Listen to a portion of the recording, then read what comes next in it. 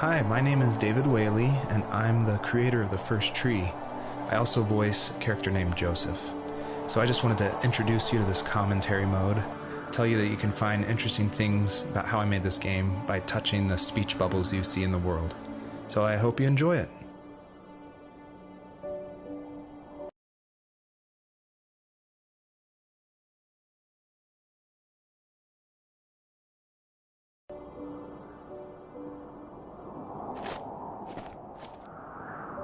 Are you awake? I thought I heard you get up. Yeah, I'm awake. Sorry, I just can't sleep. Are you thinking about him? Yeah, a bit. Usually get back to sleep, my love. I'm fine. No, it's okay. What else is on your mind? I don't know. It seems weird, but I had one of the most vivid dreams of my life. I saw a fox on a snowy mountain, just looking confused and worried. Those eyes. I can't get those eyes out of my head. She was running in the windy snow, looking for something. Do you think it has to do with you and what's been going on? I don't know. It was just a dream, Rachel. They're not meant to make sense. A lot's happened the past couple days, that's all. Well, if you're not going to sleep anyway, you should tell me. I want to hear. All right.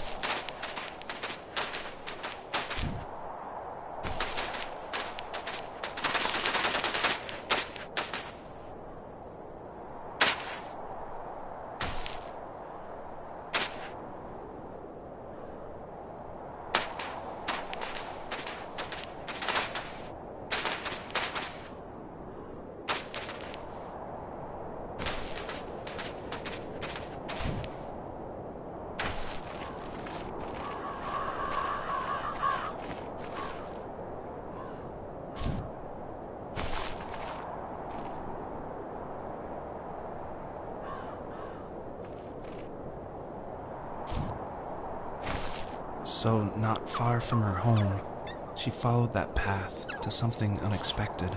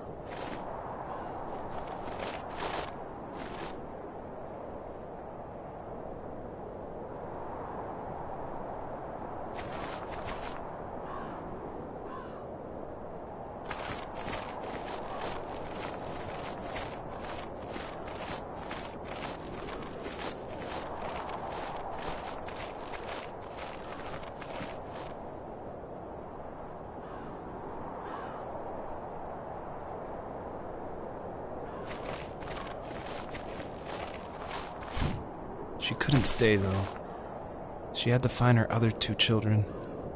So she took that path. She followed it towards something ancient. Something with answers.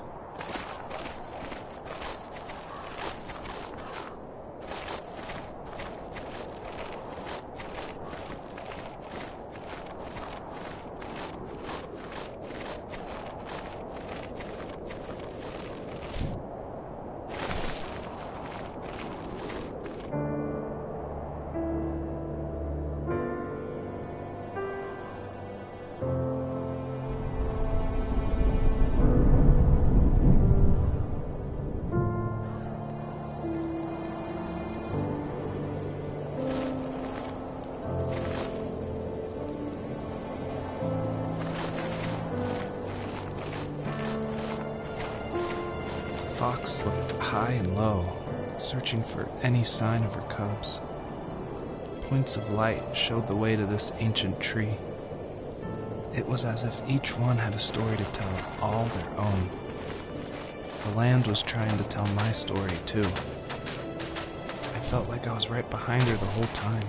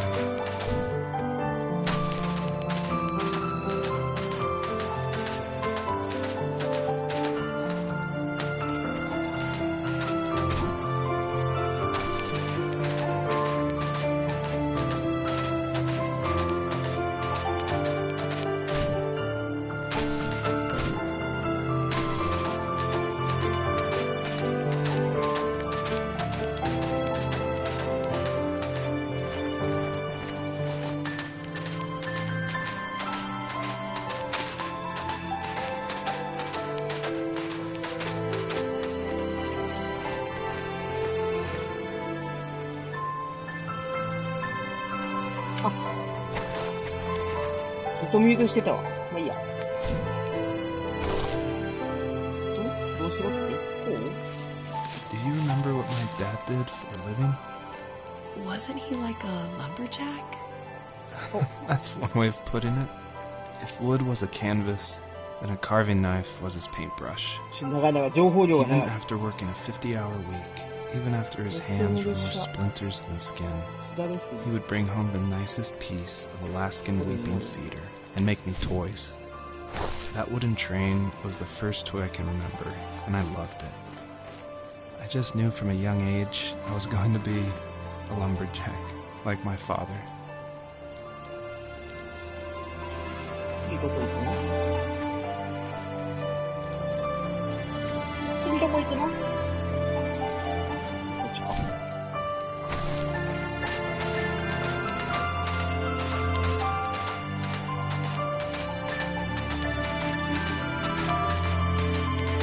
なんかめっちゃ飛び飛んでる。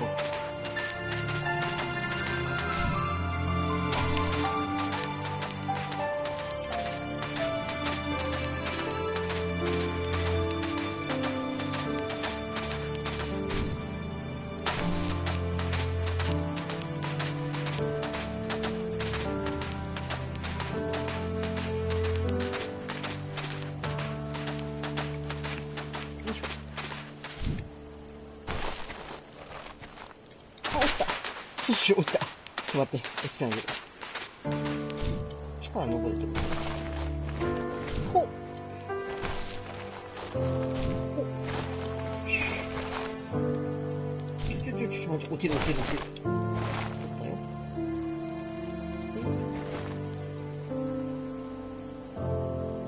っていうかさ、トリズメ離れすぎじゃね？親から。どこ行ったの？なんや。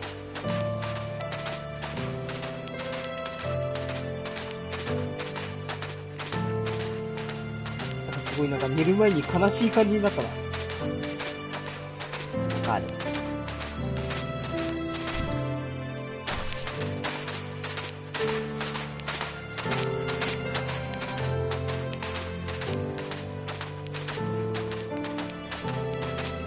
こだったっけ？なんか光ってた。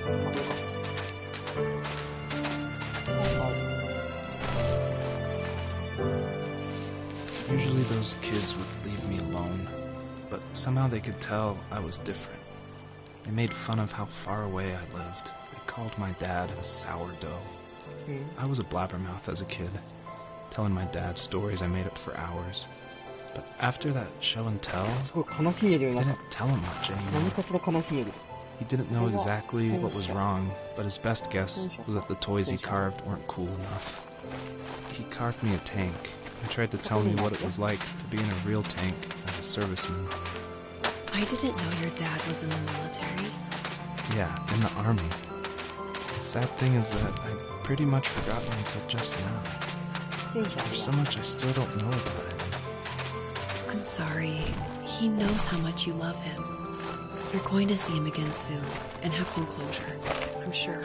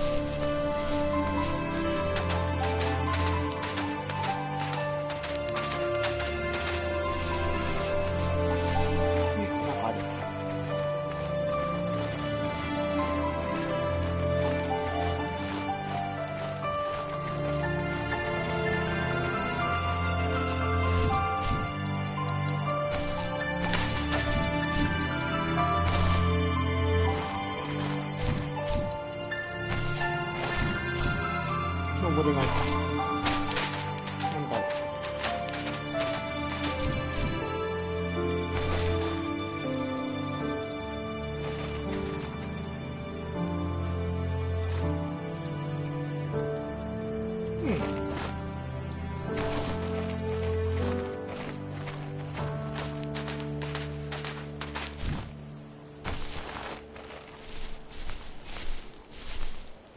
ちょっとでも光ってるな。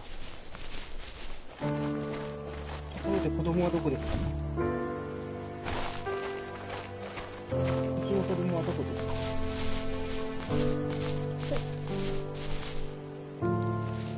The older I got, the more I withdrew.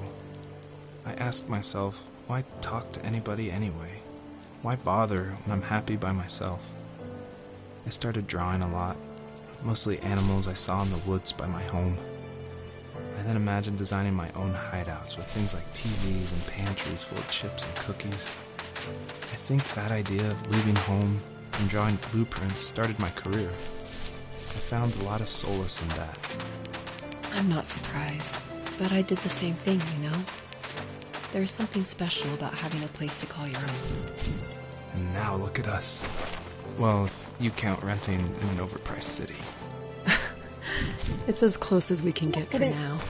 それになります。なんで来るの？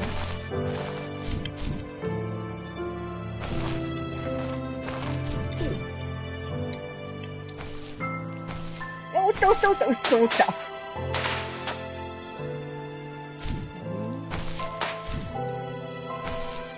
んどん大変なの。これは登れないよね。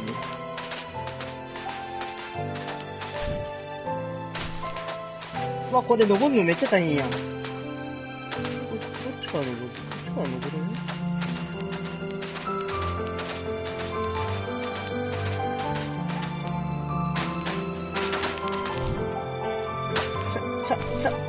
再チャレンジをお願いします。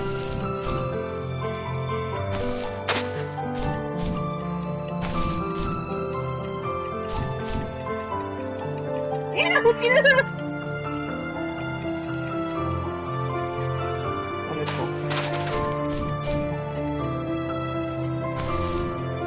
登った。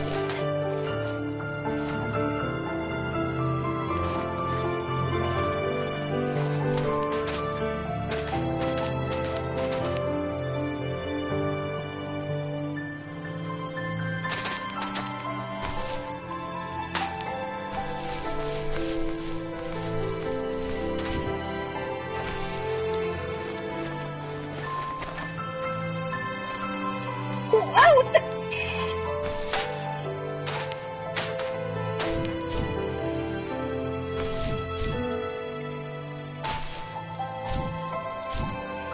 すぎるな。ここは登れないんだよね。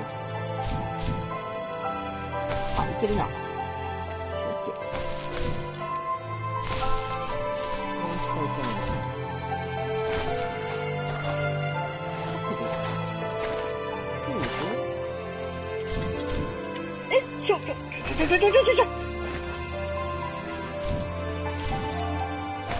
取れないこれ。あ、よし、オッケー。オッケー。あー、ナイス、私。あ、ぶね、懐かしすぎるからね。あれなんだっけ？どうだっけ？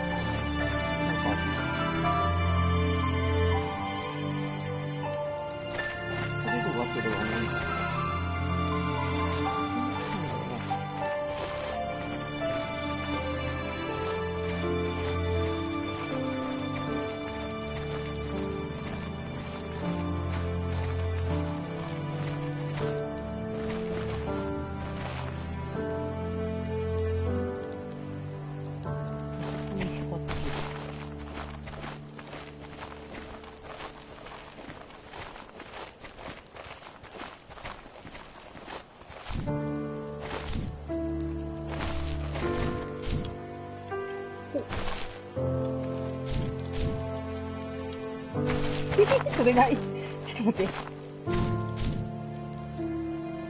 れ何だ？あ、落ちた。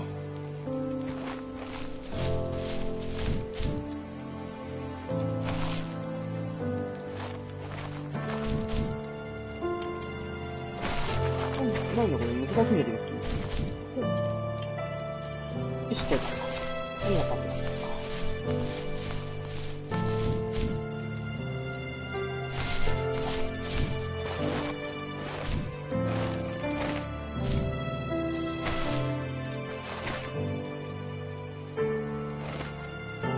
なんかよくわかんないね。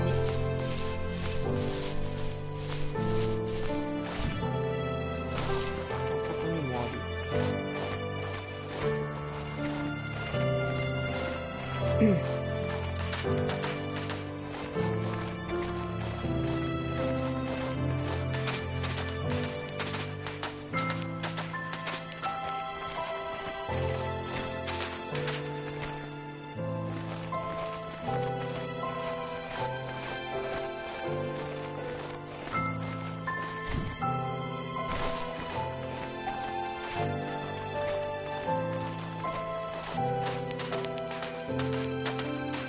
あれめっちゃ遠くない？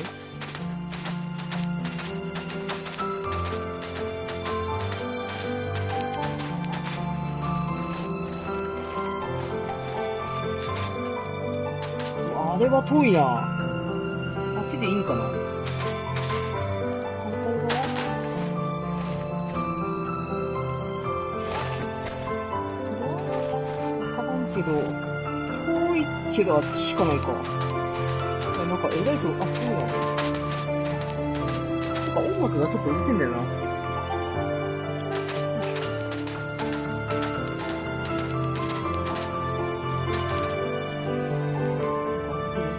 怖っ。怖っ。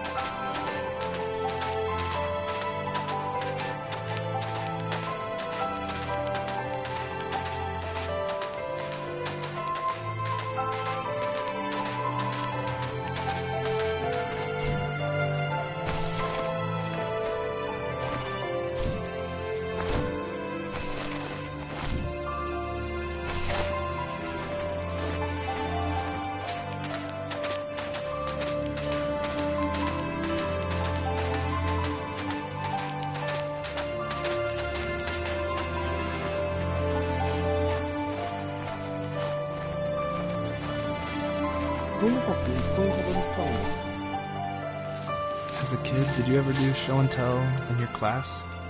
Yeah, I think I only did it once, when I was in the 4th grade. You know how my life was around then. I wanted to show my class what helped pass the time and distracted me.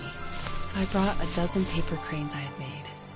I think I told everyone how badly I wanted to be a bird and fly, embarrassingly enough. Don't be embarrassed. Every kid wants to fly. For me, it was another toy from my dad, a wooden boat. I remember guarding it so carefully in my hands as I walked into class. When I sat down, a group of boys immediately made fun of it. They asked which trash can I found it in, or why an ugly log was my favorite toy. When I got up, I didn't even want to tell them my dad had carved it. I said it was a joke gift my friends had given me. Kids can be so cruel. Some of them are. I shouldn't have let them get to me, but it did. It's amazing to bounce back at all.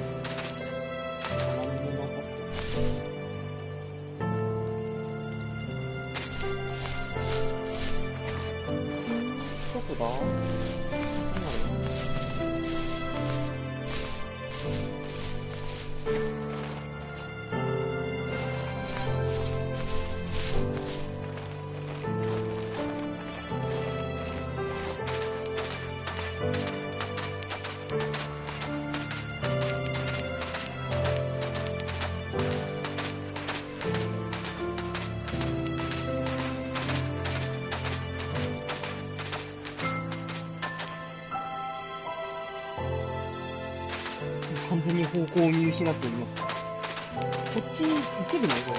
無理だよ、これ。斜面強すぎるよ。行けるのかな、まだ行けるんだ。登ってるかこれ。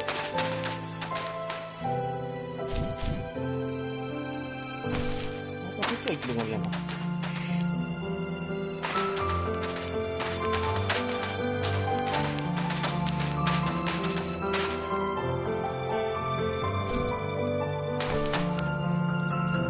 泣いたりしないのかな。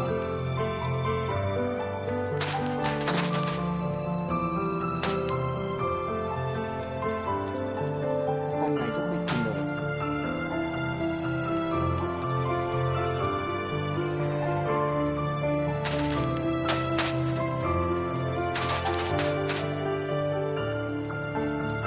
行き先がわかんないんですよ。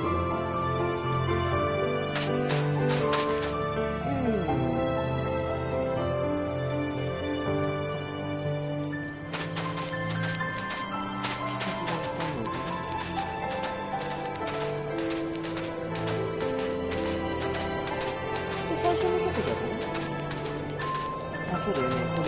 私の子供が当時死んでたところ。最初のところ。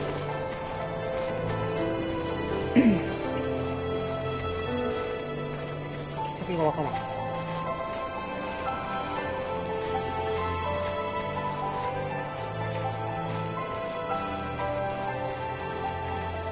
マジひどすぎるんですよ。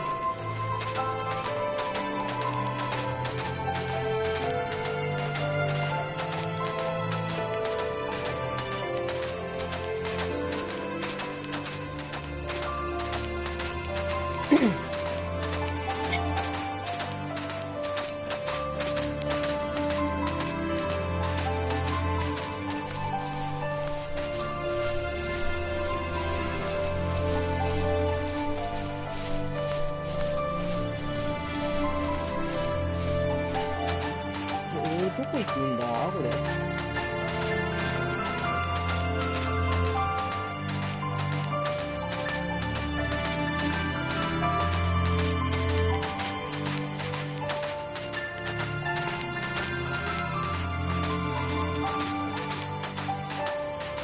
ちの子供はどこ行ったんや。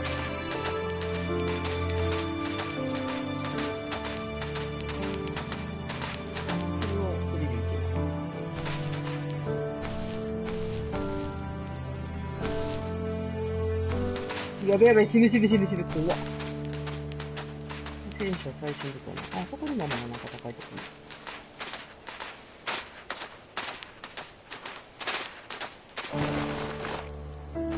これ以上登れない。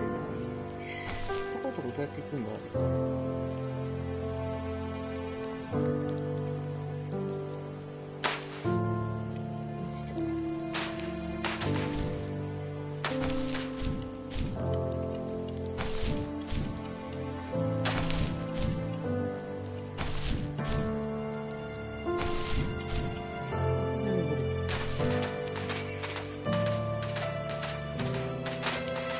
おっかないとこにあるな。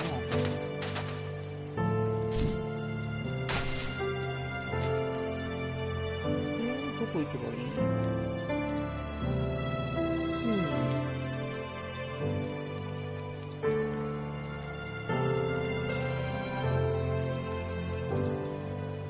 あっちの奥やっぱ行くのか、あっちの奥か。あ、もう、怖っ、死ぬ。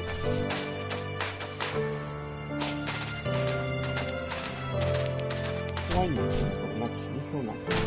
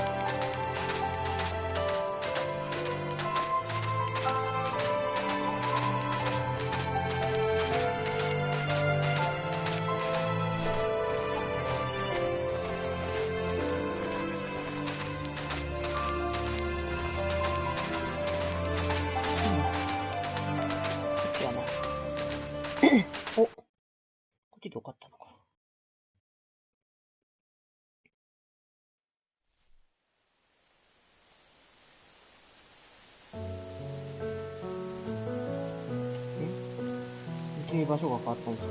なんか、私の子供はどうしたの？子供2匹はどこ行ったの？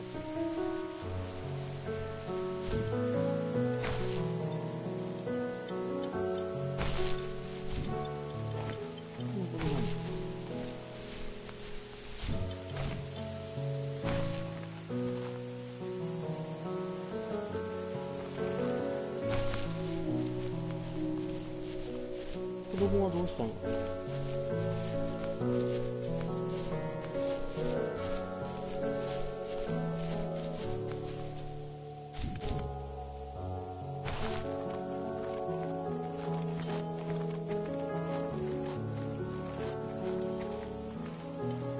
落ちたー。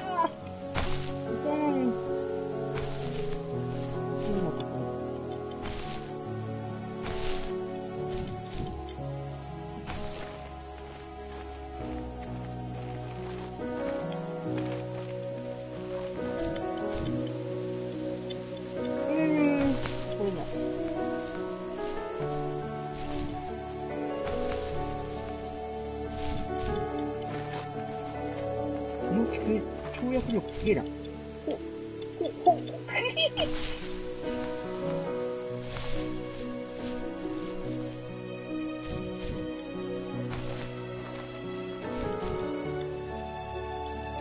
あれ出んな。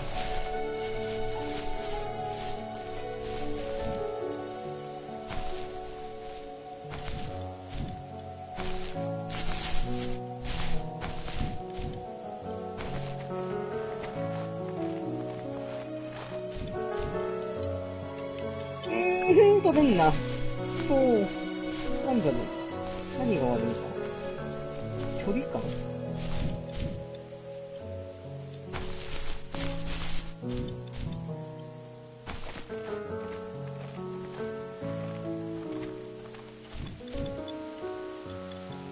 ね。飛べねえんだけど。ちくしょう。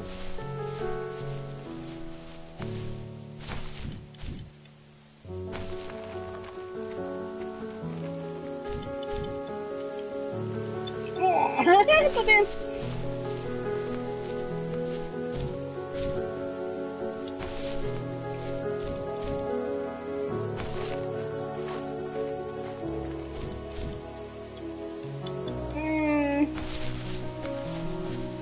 これない。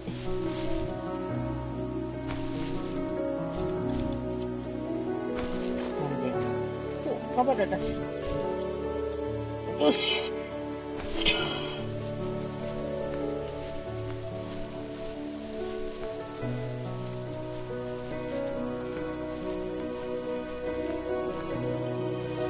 My teenage years were full of sketching, angst, and trouble. I wasn't popular or unpopular. Maybe just forgettable. I guess that gave me a sense of freedom. So I hung out with crazy kids, doing crazy things, even though I mostly just watched the chaos ensue. We did it all.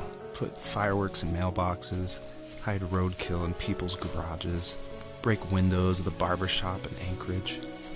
My dad was furious, but he was so busy working he couldn't do much to stop me from going out. I think being an adult means there's no one to stop you making hard decisions. He had to make a living, and he couldn't be in two places at once. Yeah, I realize that now. But at the time, I was sure he was more interested in growing his business than what was going on with me.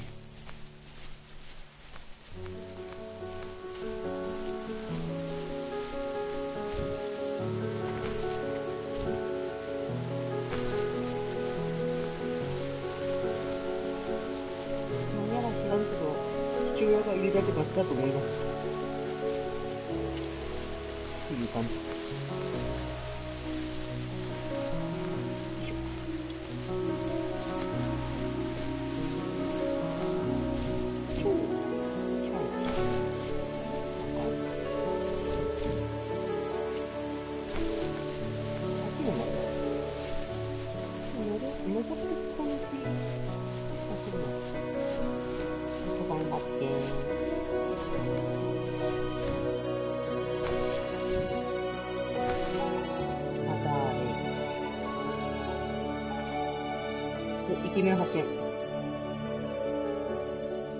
くわかんないね。なんだろう。ハーバーショップ。クリスステーション。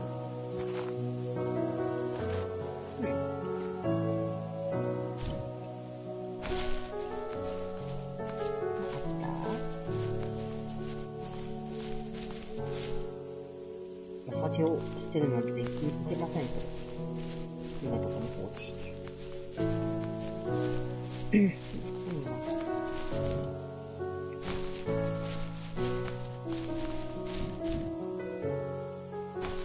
どこかな。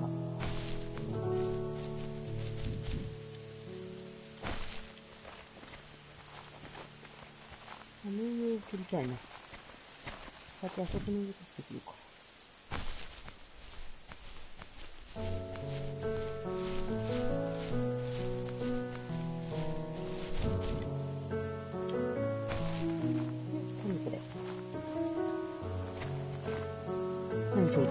蝶々がついてきたよ。どうした蝶々。取れんの。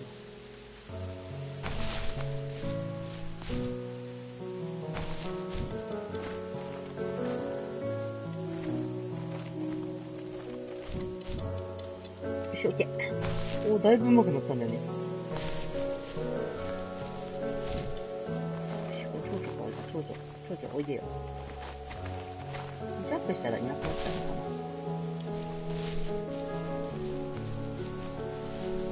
取りたいかな。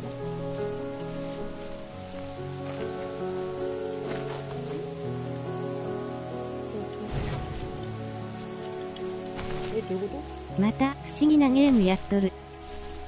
また不思議なゲームやってる。そうそうそう。積みゲーですから。蝶々の意味は何だったの？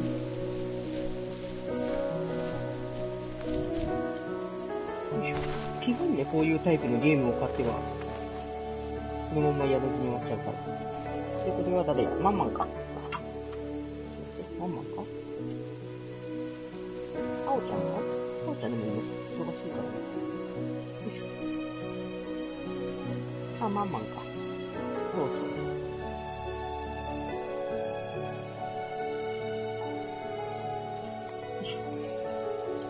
う。ほぼアブズ。そうそうそうそう、大して変わんないよね。大体みんなこのタイプの3作品をっていう。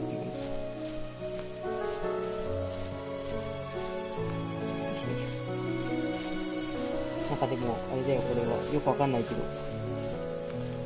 なんか、男の人が、昔の自分を後悔してる感のゲームみたいな。He was working another late night, and my friends were over, saying how bored they were and how they had come all the way out to my house for nothing. One of them mentioned how that old, ugly beyond belief truck was still in the garage, and how we should take it for a spin. I was only 15, so I kind of fought it for a while. The next thing I knew, we were careening around the mountain path, rocks spitting onto the sides of the cliff, while my dad's cringe-worthy bluegrass blared out the speakers. I drove while my friends were in the back of that yellow and purple truck, throwing beer bottles and trash at anything remotely interesting. Felt like I was soaring in the air with borrowed wings. But all good things have endings. A cop outside of Eagle River pulled us over after he saw us in a bottle rocket into someone's yard. What followed was a long night of talking to disappointed adults and feeling smaller than ever.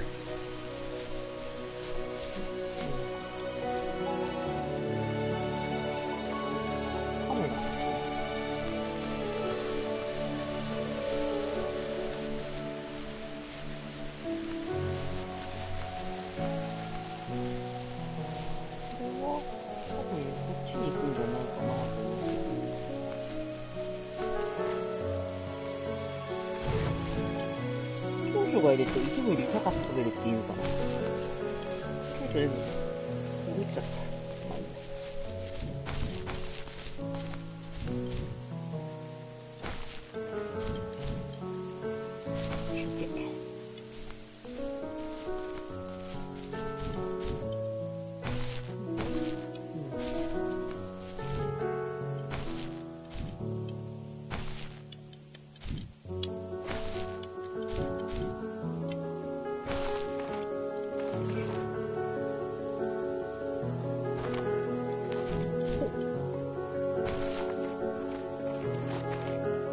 ちる落ちる落ちる落ちる落ちる落ちる落ちる落ちる落ちる落ちた。違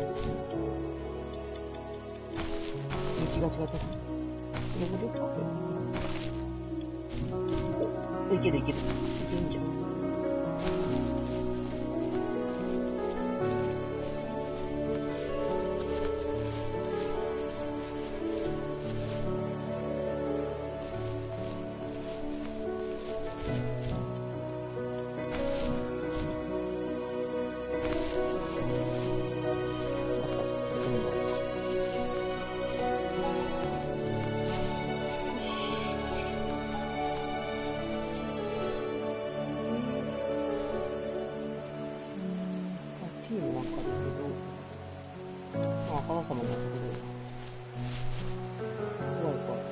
よいしょ。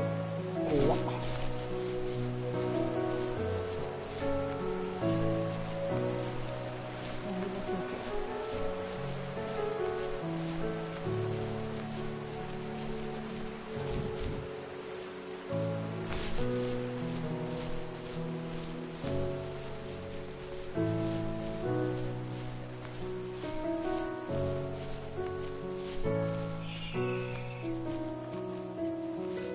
After he drove me home from the police station, I blew up at him, saying how I never wanted to be like him, how I was going to be someone and leave that hick icebox for good.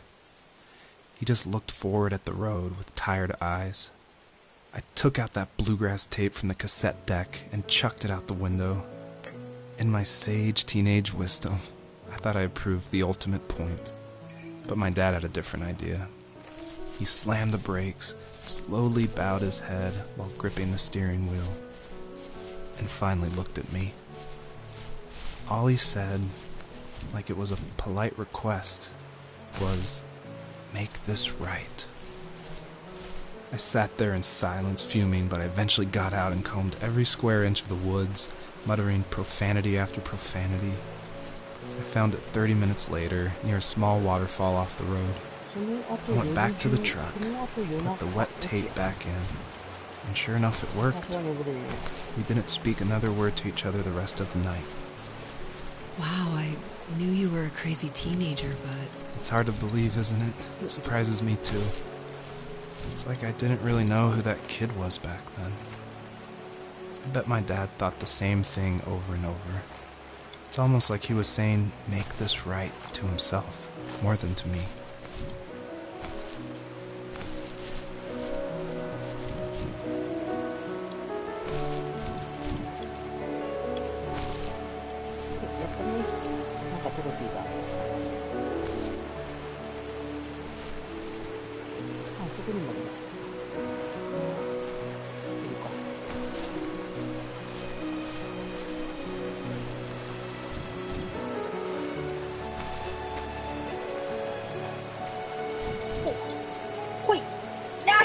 遠いかった。なん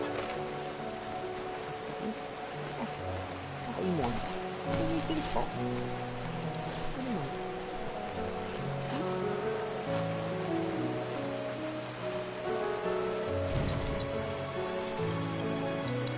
そうだよね。それなんですよ。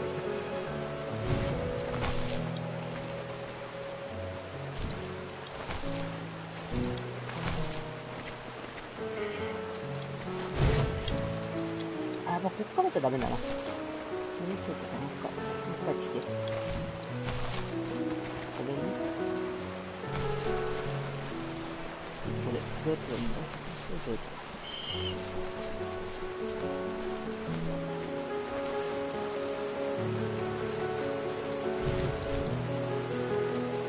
ほい！あ、ダメだった！うそー！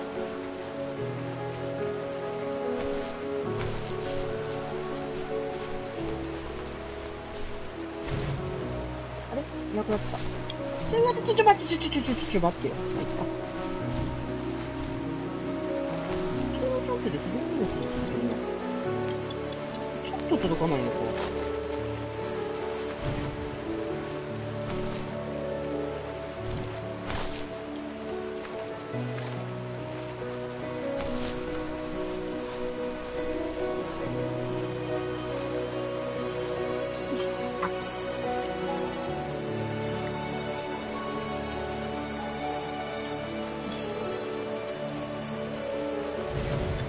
ー失敗した。も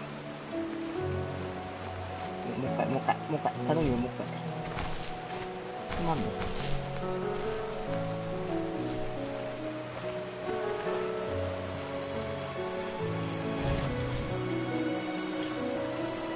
ダメなの？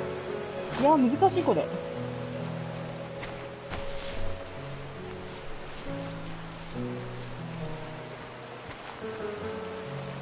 帰るか。ダメか。飛びすぎるってダメなのかな。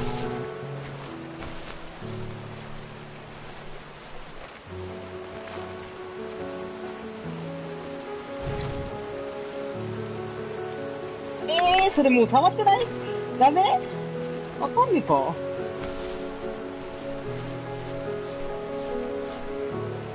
ゃあ頼みますよ。どうやってたらいいかな。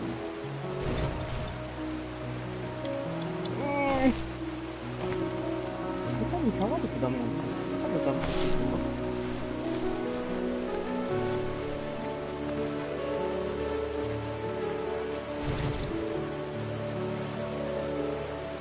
こういうゲームを買うのは犬になりたいなぁと思って買うの。これキツネやで。犬でないよ。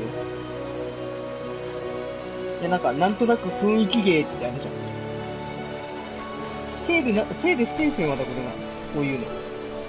セールを見てたらさ、こういうのがさ、たまにあるんさ。来いダメか。キツネだよ、あ、キツネしよう。犬じゃないじゃん。キツネ。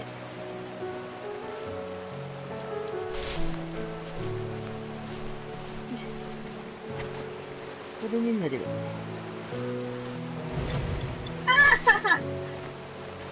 普通に失敗した。諦めるか。多分集めてても、集めてなくても、ストーリーには影響ないかな、思うんだけど。よし、取れた。よし、オッケー。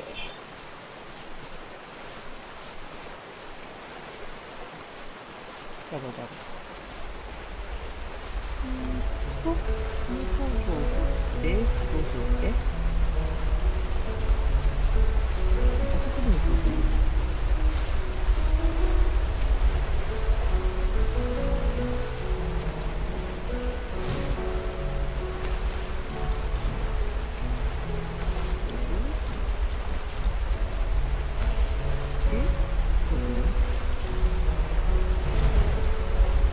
どうすんの？立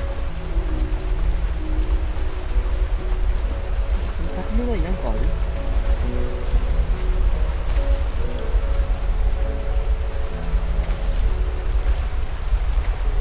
なんかもしかしたら見えないけど。見える。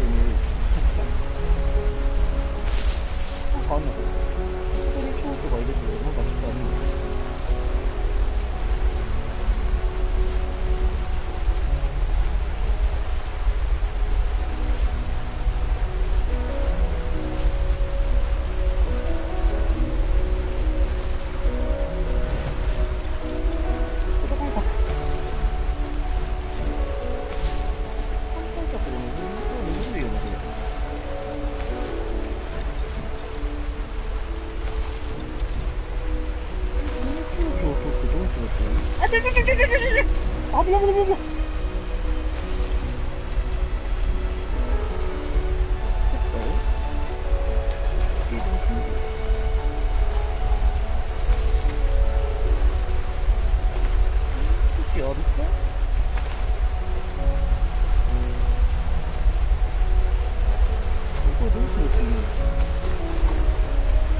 あんた水抜けたら死んじゃうぞ。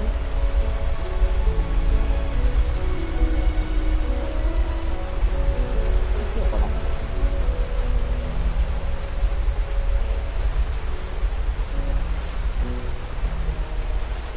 なんか先のとこになんかはありそうやけど、なんだろう。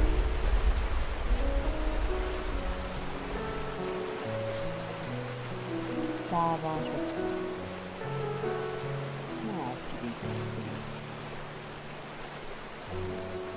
登るとかじゃないよね。少々死ぬよな。いや、これやな。これは登れない。蝶々が3つで飛べるってか。そういうことね。なるほどね。はいはいはいはい。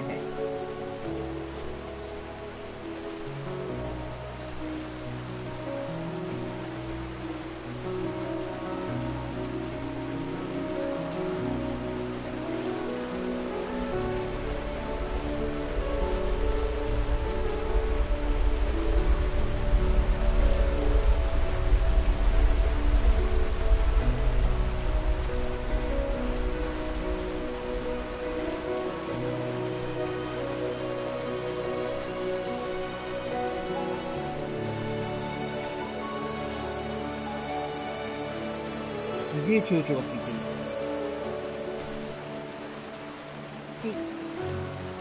すげえ蝶々がするんやけど。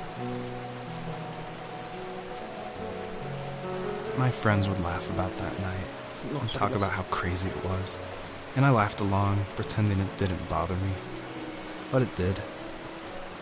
I imagined my friends growing old in the bush, unable to find that thrill in those godforsaken ice fields.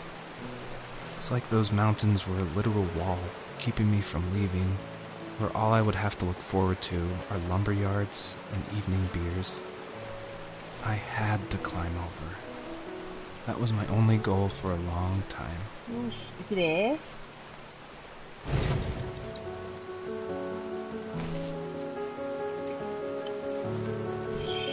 ありがとう、蝶々。よいしょ。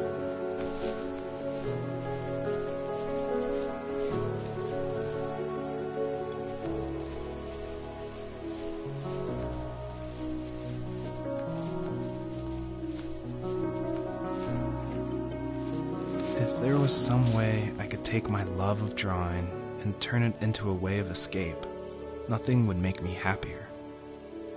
I wanted to create instead of tearing trees down. I wanted to move to the lower 48, not because I hated it there in Alaska, but I hated the idea of it. It's like all of that spite inside me had created this monster which followed me around my whole teenage years. I put so much energy into doing what others didn't expect of me. Why did I do that? There's one fact you're forgetting, though. If you didn't have that fire in you, we probably would have never met. You're absolutely right. Maybe the destination is all that matters in the 最 end. 近首回すだけでボキボ Then キ why 言 am うん I ですけど、 awake? なん Why で am I seeing this それも肩こりやん。 fox go on her journey? あ、ボキボキ言うんやった Why ら、 can't I 頸 stop 椎の問 thinking 題なん about じゃな my い？ dad? 首回すだけでボキボキ。どっかなんかやってんだろうね。まあ、年も年やからな、どっか不調が出てくるとは思うけど。私、まあ、首じゃないからだけど、足首のどっちかな？どっちかの足首は必ずボキボキ言うよ、回したら。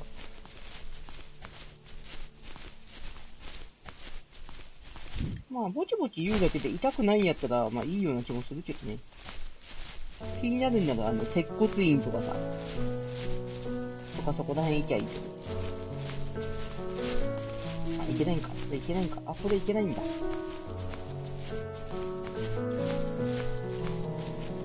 接骨院ならそんな高くないし、マッサージは結構高いからさ、あれやけど。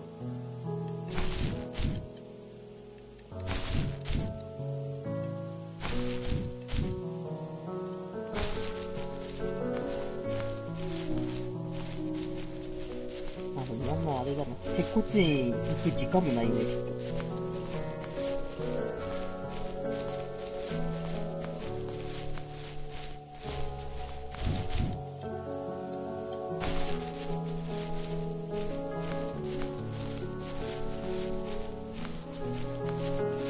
あ、見てみてほら、ママ、おっぱい。整形が保険効くから安いとかなんとか。あ、そうそうそうそう。整形って何？整形外科？違うか。接骨院のことじゃないんかな。なんだっけ。鍼灸院も保険効くとかじゃなかったっけ。まあでも痛くないやって。巨乳じゃん。そうそう、巨乳だよ。めっちゃ巨乳だよ。ちょっと形が違うよね。最初ね。谷間へ行こう。よし、入った。谷間って遊んでたら場面変わっちゃった。なんでや。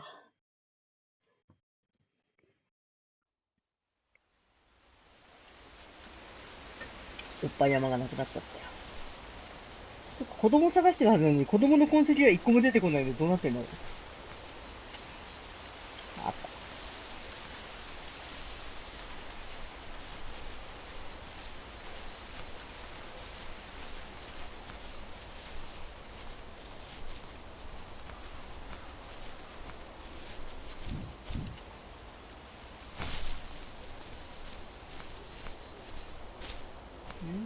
マットですか。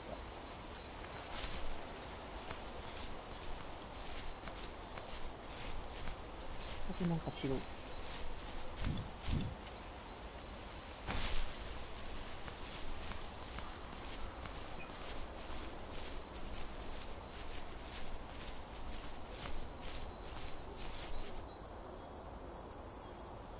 フェーズですね。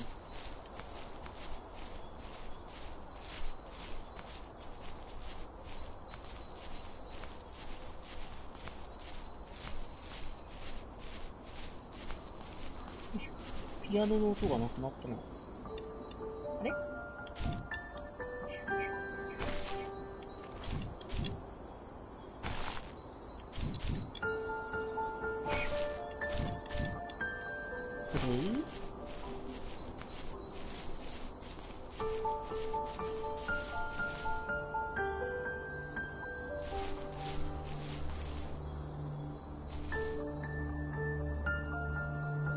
下とかにもありそうな気がするけど、ないかな？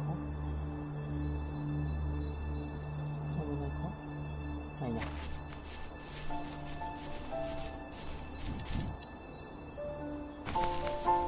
危ない、落ちる。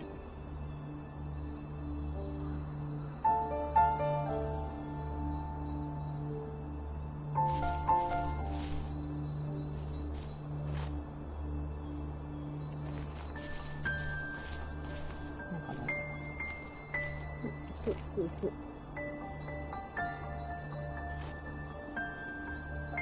崖下とかにあるような気もするけど、飛びはないか。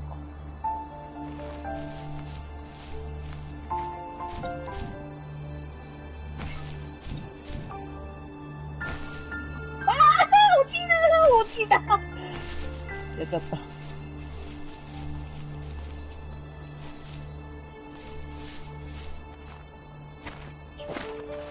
ちちゃったよ。これが無理か。これも無理か。また開くんのか。ダメか。だよー。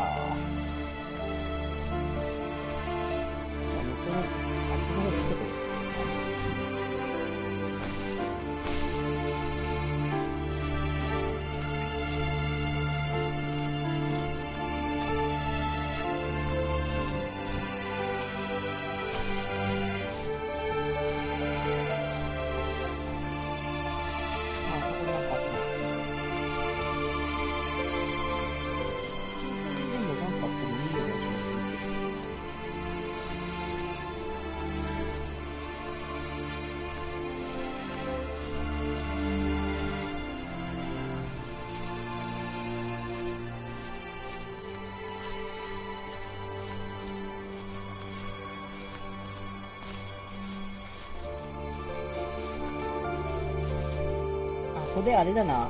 先に進みすぎてんな、多分。あっちが先だ。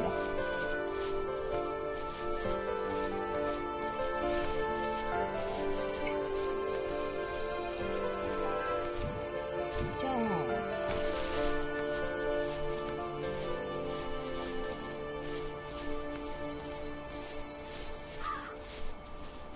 あ、言うてる。カラスがいる。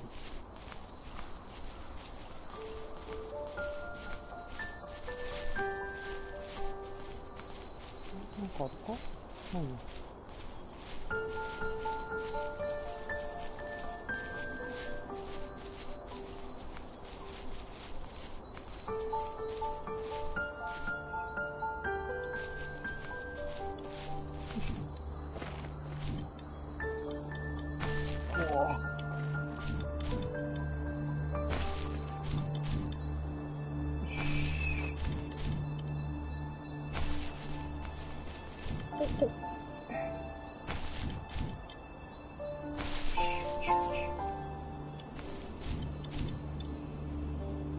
よいしょ。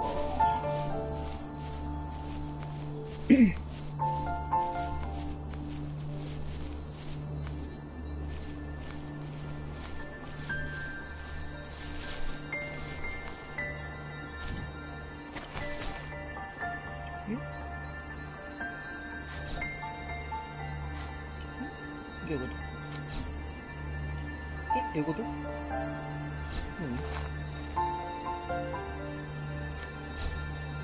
まだ押してるよ。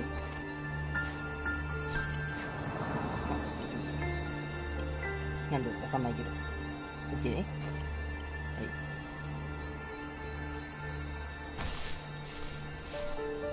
怖いんだよな、僕に。相当量。あ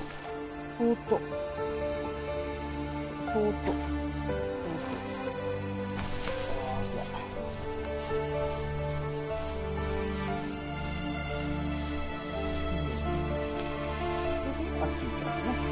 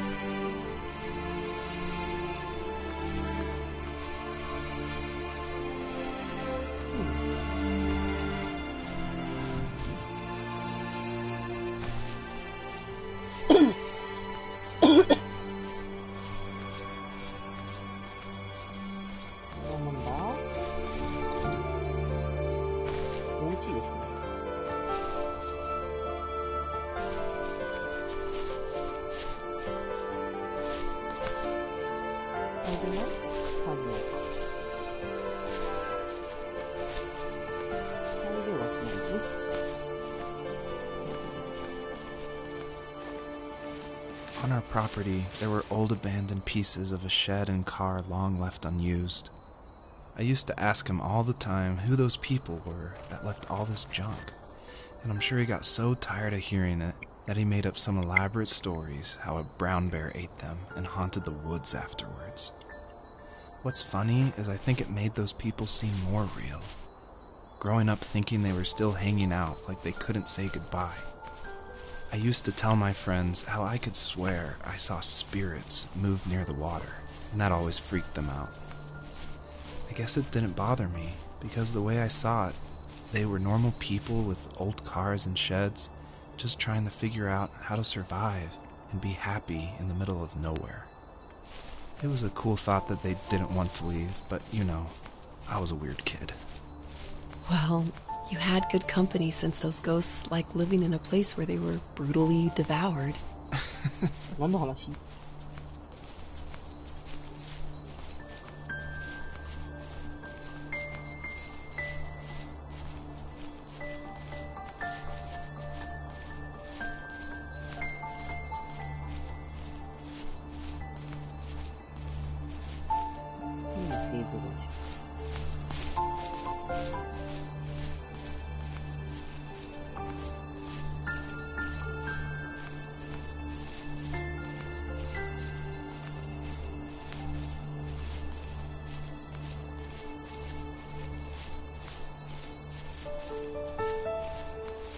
うちの子供はどこなんや？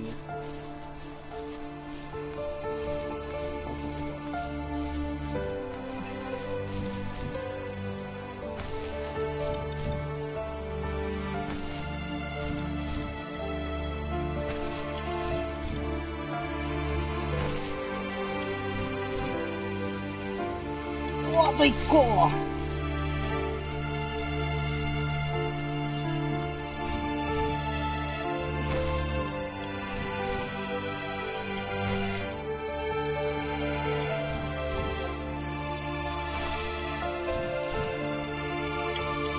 し、オッケー。うまいんじゃね？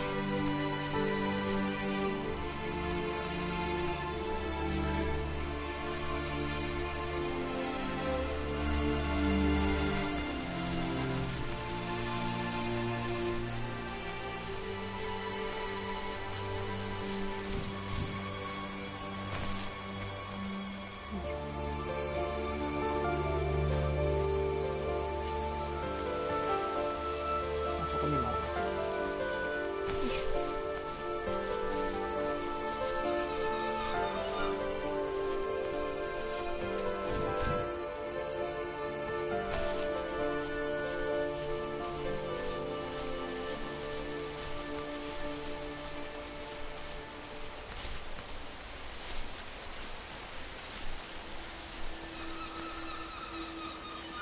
Even at my most distant, at the times when I detested him the most, he kept reaching out.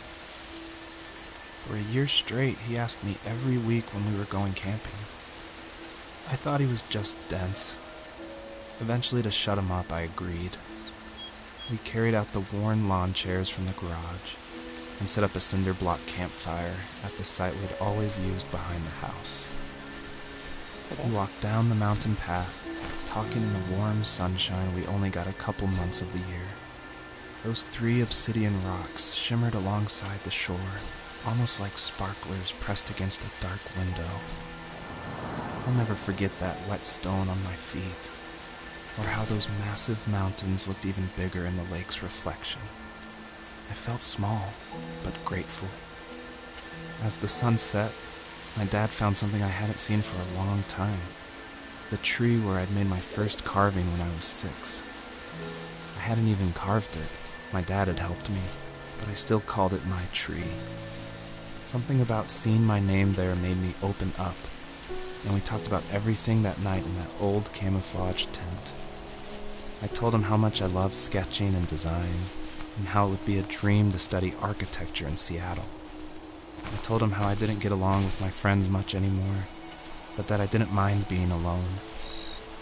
He told me he was there for me, and he joked that if all he had to do was write my name on a tree to finally get me to talk, he would have left me carved logs with novels on them in front of my room every morning. I don't know why it took me that long to realize it, but it was then I knew how much he had sacrificed for me.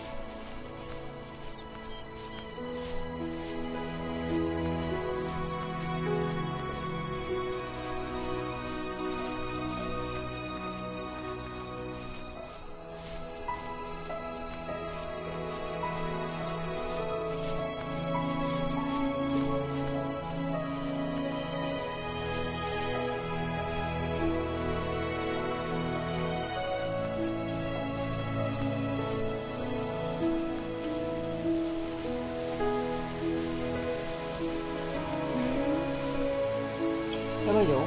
迷子になったよ。あ、これ行くか。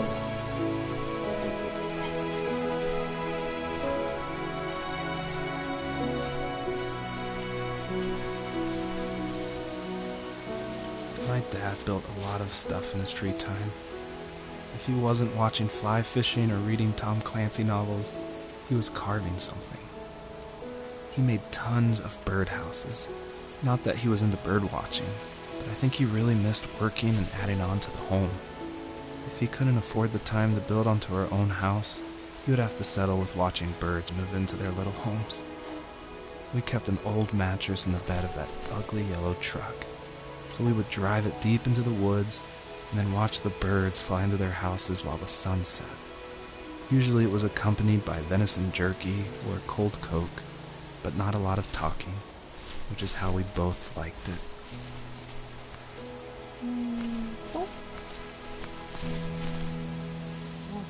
なんかできてるけど。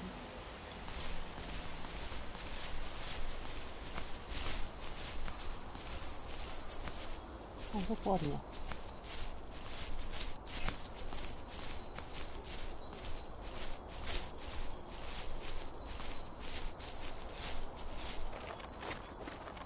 登れるか？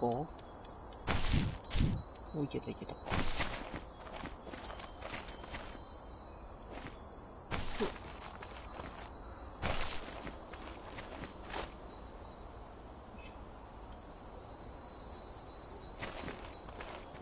なんか光ってるっぽいんだよな。こっち行ってみるか？でもなんかめっちゃ遠そうだな。あそこなんか白いんだよ。でもあっち側にもなんかあんだよな。こっち行くか。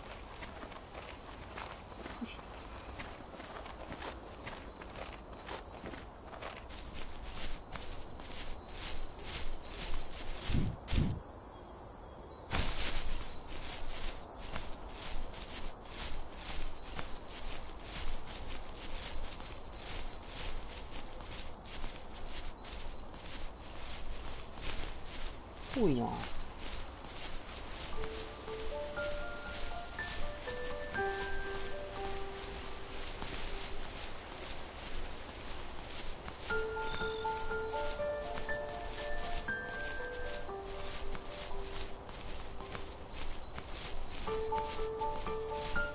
ところでこれセーブってどうなってんだろう。ち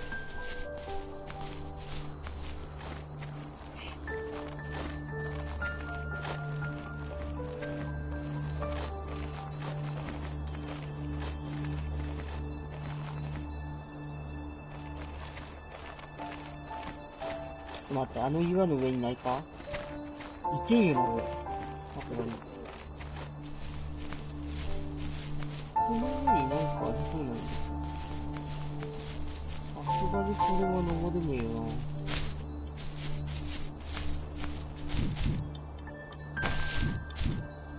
な。いけるんだ。いけるんだ、この上。あ、なんかなかったっけ？でも何もないのか。なんか鳥がいる。なんか見えた。鳥が待ってよ。ちょっと待って。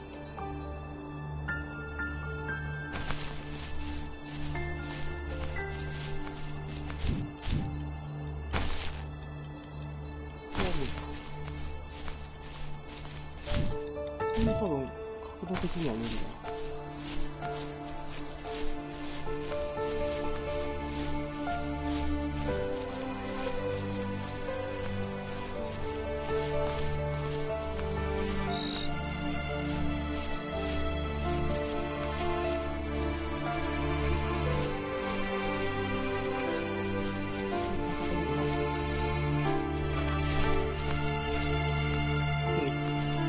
やっぱりね、本格的に方向がわからなくなってきたぞ。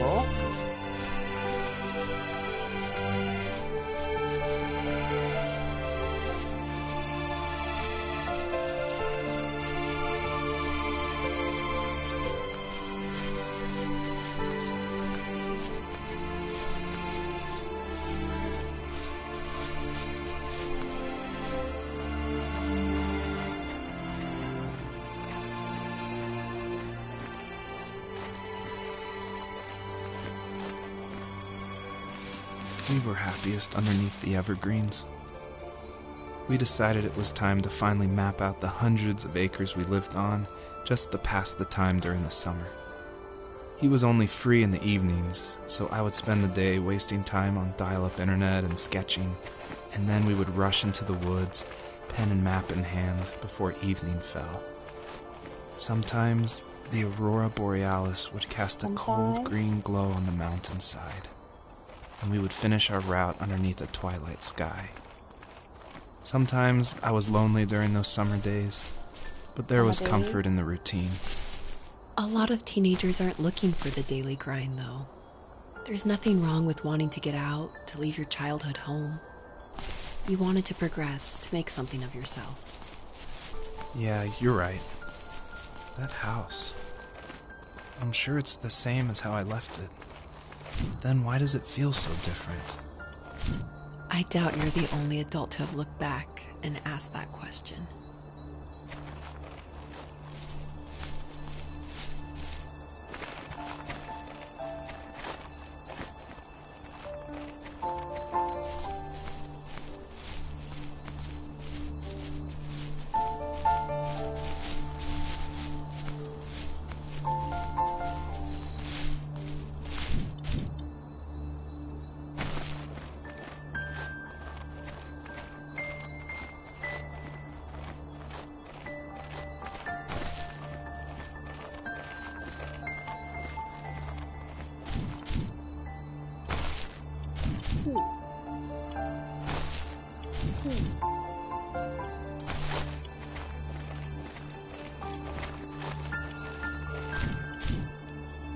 ほっ、よし。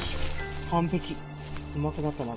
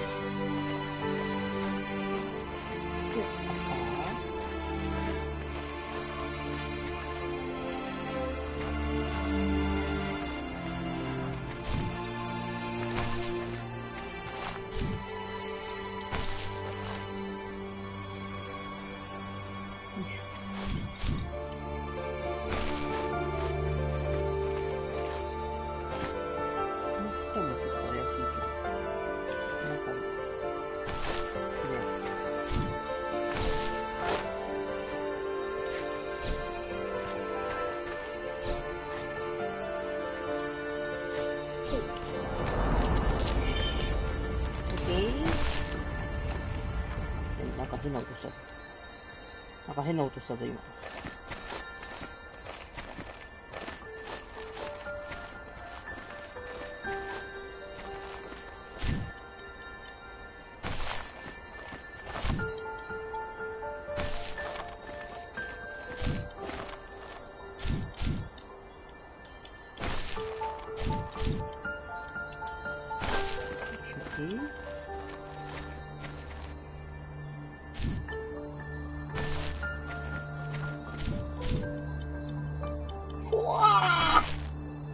落ちました。あ、ちょっと引っかかった。あぶね。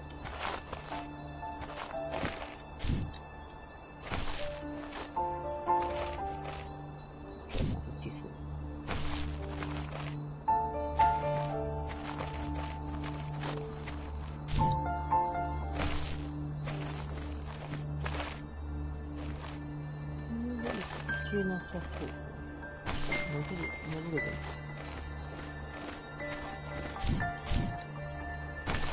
なんかゴーゴー言ったから、ちょっとこの辺やと思って。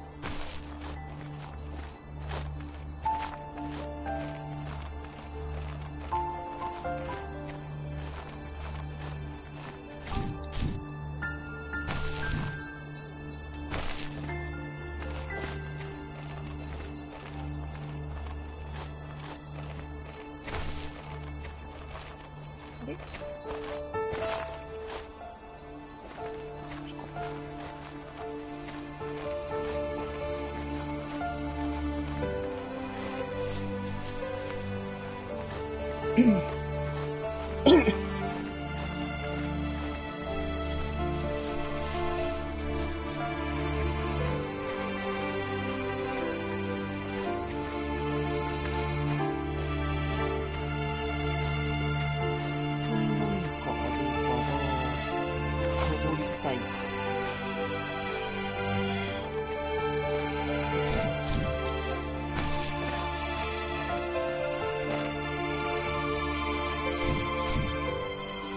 届かんな。こ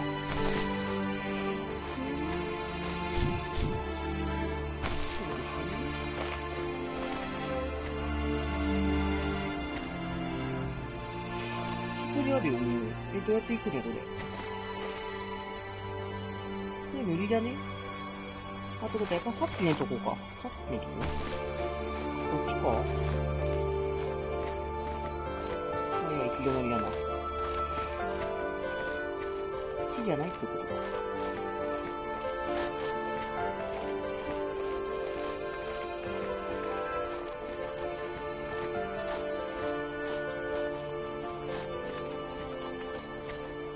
っちから行くのか。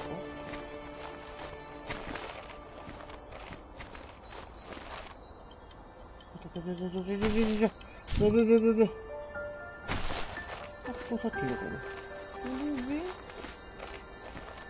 どうやって行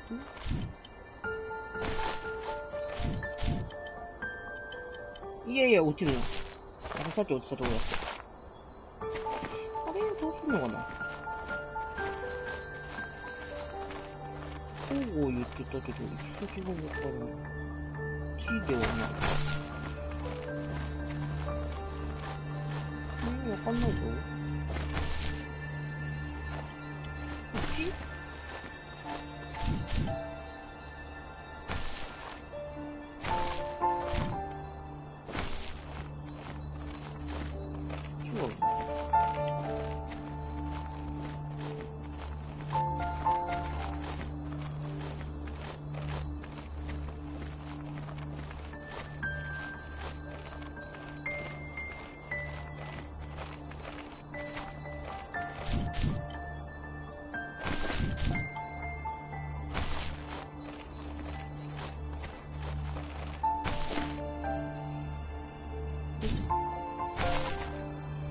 違う。わかんないな。ど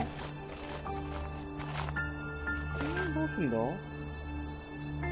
れどうやったらいけるのあれ。マジわかんない。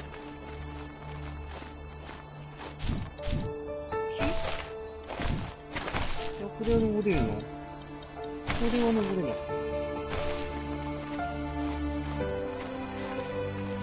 わかんねえぞ。ここじゃないんだよね。ここ行けねえけど。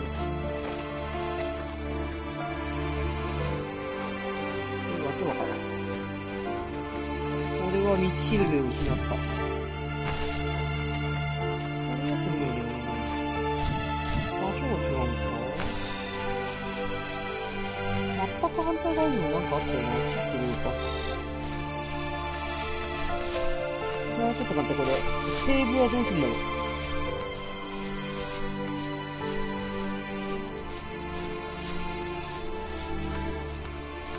なんか、ちょ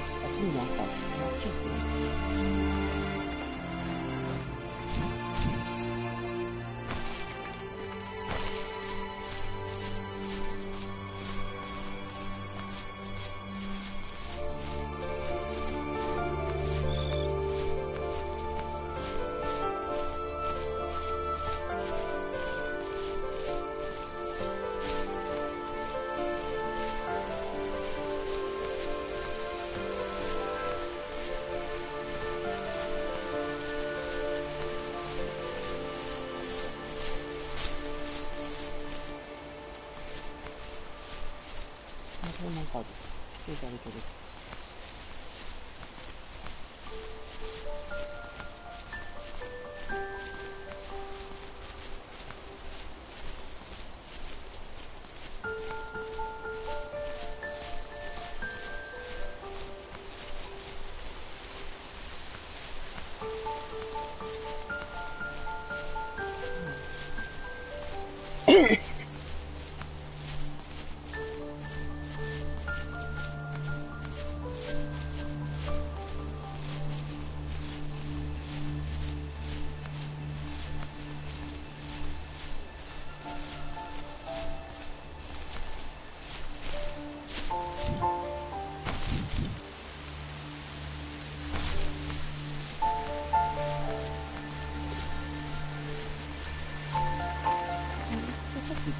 あ、木が下がった。それだ。そうだ。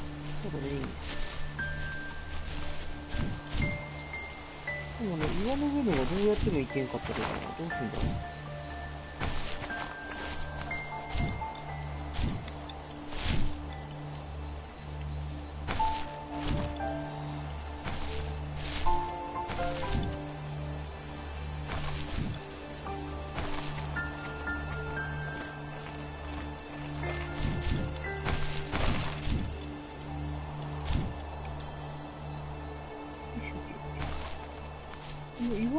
The perpetrator stood nearby, unfazed, like nothing was wrong.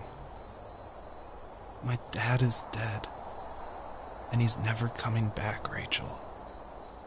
I can tell you these stories, but I can never reminisce with him again. He can never hold a grandchild that we'll probably never be able to have. I can never talk to him again, and I'll never be able to say I'm sorry for everything.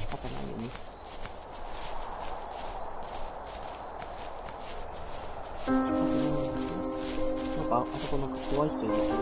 狼っぽいから盾入れてる。いなくなった。あいついなくなったぞ。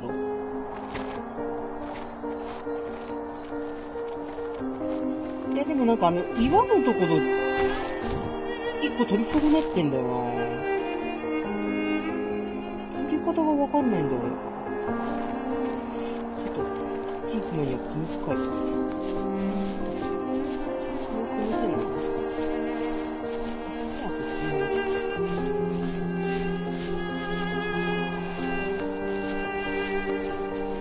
岩のところ取り出たいんだよな。登り方全然わかんないけど。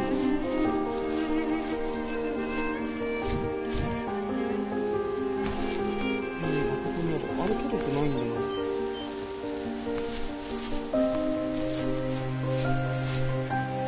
あれが気になってさ。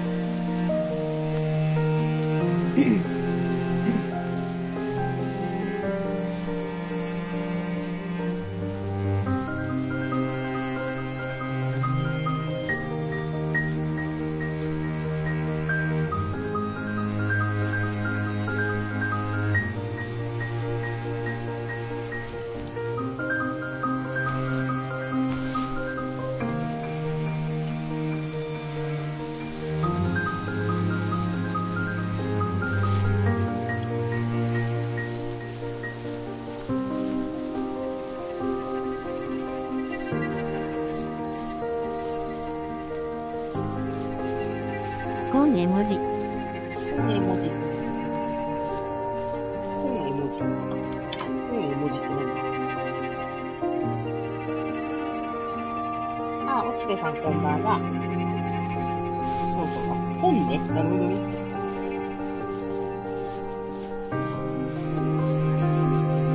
あれ？これあれか。でも終わってんだ。かわいいゲームですね。かわいいでしょう。わけがわかりませんが、おちけさん、これは犬ですよ。どこが犬やねん。これはゆちゃさんが好きなキツネです。ちょっと遠ざかってる。かわいいでしょ。ちょっと目に力がないけど、目が死んでますけど。ゆちゃさんが好きなキツネです。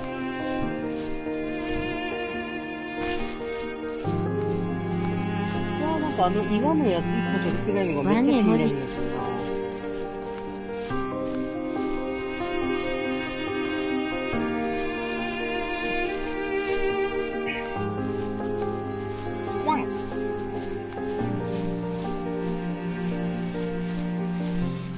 岩の方をどうしようかな。一個絶対取れてるんだよな。でも岩の方向もちょっと見失った。今私どこ行くかに迷ってる。どこだっけ？一回写真するか。あれ一個絶対取り損なってんだよな。どうしようかな。あそこに一個あるんだよ。あ、違うか。あの光あれか。3分の3のあの光か、もしかして。さっき3分の1のとこ光ってたもんね。ってことは、ここに3分の2あったっけ？あ、そうだ。あれ3分の3を示す光だ。じゃあいいんだ。気にしなくて。よし、行こう行こう。そうだよ。3分の1、2、3を表してください。草の感じがスイッチ感ありますね。そう？スイッチってこんな感じ？そうか。これはシダ植物です。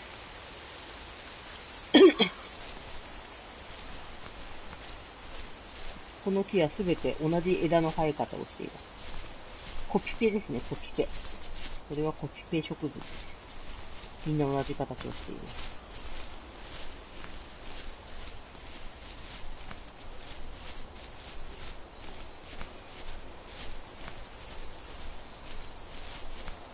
さあ、私も。そうだ、気にしなくていいんだ。この白い石を表してる光だ。オッケー。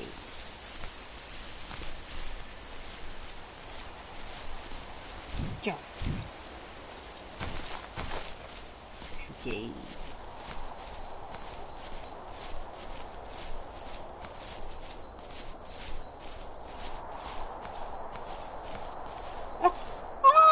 匹目の子が死んでる。捕食シーンはありますか？ないの。2匹目の子供が死んでる。ショック。すでに1匹死んでたのに。おーいおーい。マジかよ。あと1人しか子供残ってないんだけど。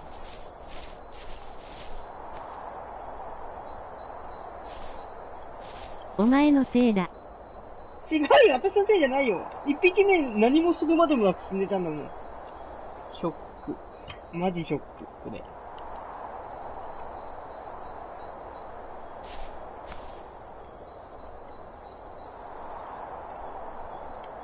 悲しみにくれる親父。ひどい、こんなところに。ひどい。あと1匹しか子供残ってないんだよ。3匹やったらしいから。せめて土に埋めるとかさせてほしいよね。罪深きいささいし。違うわ。ショックなんだけど、マジ。マジショックだけど。ちゃんと仮装してください。土葬だよ、土葬。土に埋めてあげたいけど、埋めるとかできねえから、これ。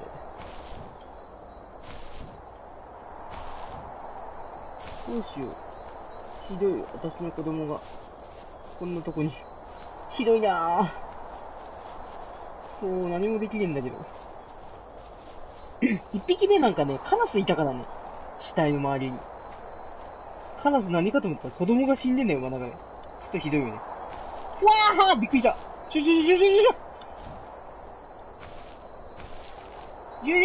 何これ。無理、これ。何これ。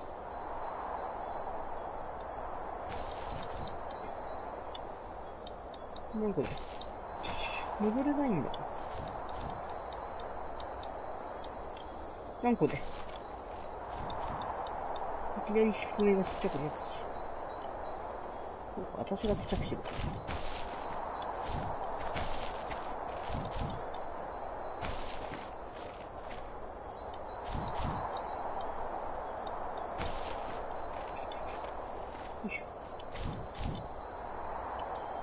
オッケー、よ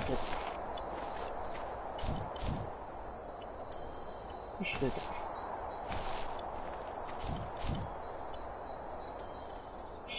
だんだん上手くなってきたな、私。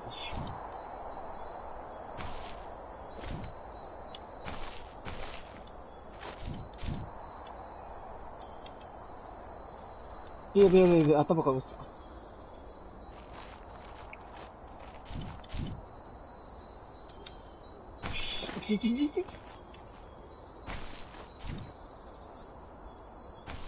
この人怪しいな、やっぱり。あると思ったよ。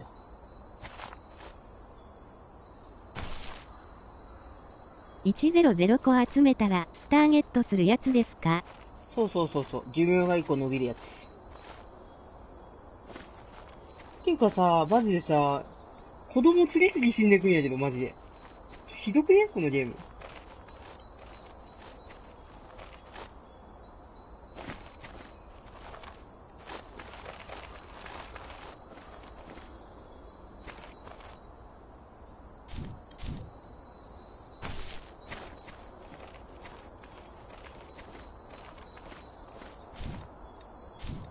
スター集めたらクッパに挑戦できるゲームですか？そんなやったっけ、マリオって。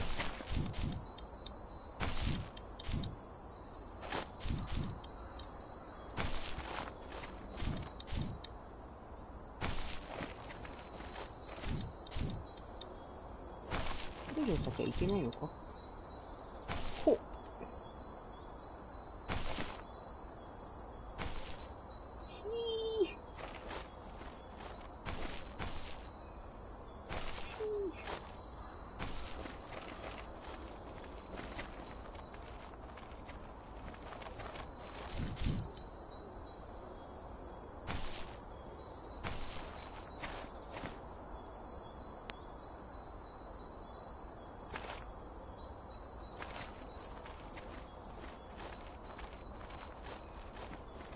音もなく、犬 VS カメ。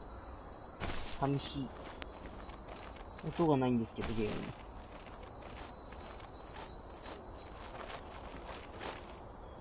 ほっ。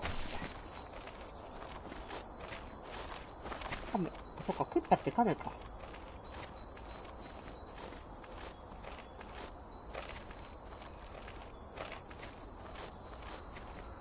すげえ三振役だった。怖っ。怖っ。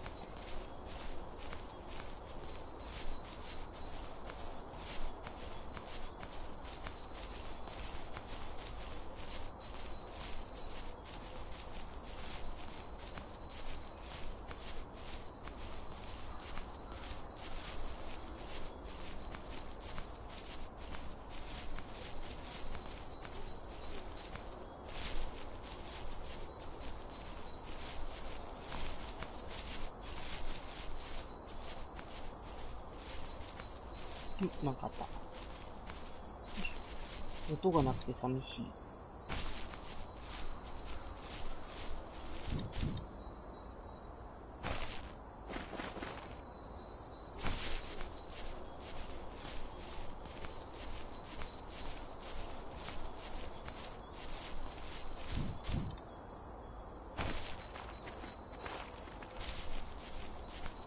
低い位置走っていると上から撃たれますよ。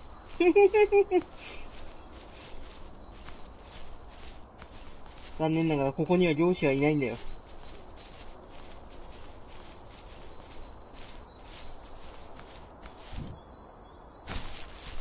そっか、あそこら辺にチャンピオン部隊がいるな。あの辺にチャンピオン部隊が。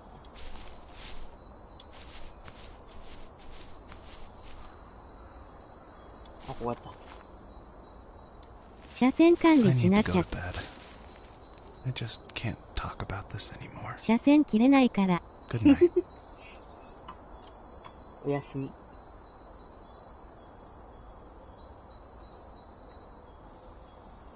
これなんだ？よいしょ。手紙っぽいな。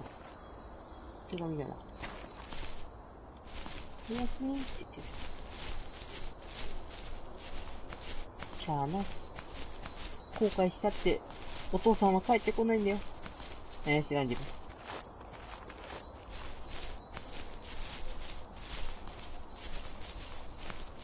じゃあ、今度こっちにきっと何かがある。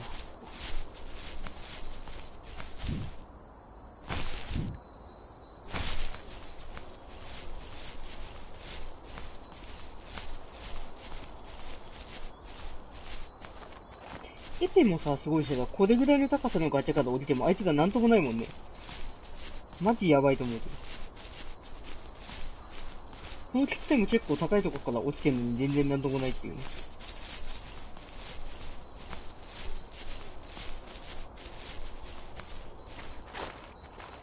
何もなかったな、こっち。レジェンドだから。あ、場面が変わってしまった。レジェンドだから。なんだっけ、アベレージさんがレプチンさんと他のゲームやった時に、アペの感覚で落ちてめっちゃ怪我したみたいなのあった。ちなみに、フォートナイトでは即死です。うん。そうだね、フォートナイトって落下ダメージあったな、そういや。だから建築が結構やばいよね。Joseph, you can't go to sleep feeling like this. I'm sorry for everything, and I know you need space, but I'm here for you. ジェフ、You don't need to feel so lost. Joseph, でも have I ever レジェン told ド you は what 水に my 弱い mother か was ら。 like? あれ水に弱いとこあったっけ？今度はなんか負けのわからんとこ質問されてるんだけど。なんかいる。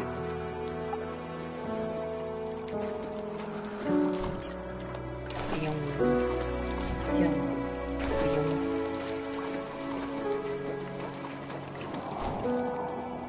それこそ本当に方向がわけわからんくなる。はい。レレレ打ち。レレレ打ち。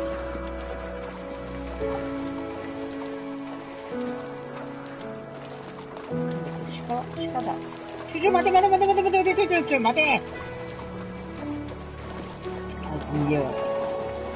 You know what it's like not to have a mom at home. And you know how hard that made my childhood. What helped me was watching the birds in the morning before the school bus came. I thought that my mother was one of those birds. And it made me want to be free like her. My mom taught me how to fold origami cranes while she was in the hospital. So I told myself I would fold one every day until I could fly myself.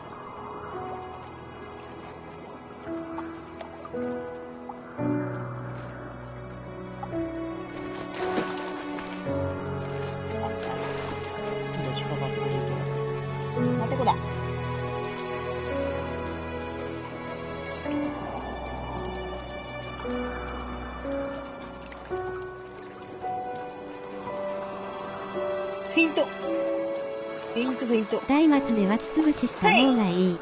待てー。お星様になっちゃう。そう。逃げられた。松明で湧き潰しってそれあれでしょ？マイクラでしょ？ I think we both have always loved animals. And for me that love started with a dog. Sometimes this Rottweiler would come up to our property line and wait at the fence for me. But only once in a while. I was sure to check every day immediately after school, and it usually ended in disappointment. I would even steal money from my passed-out dad just so I could buy these off-brand dog biscuits. Even when she did stop by, she never went beyond the fence. Why was she so scared? あの野郎、次こそ仕留めてやる。私はお腹が空いたんだ。ま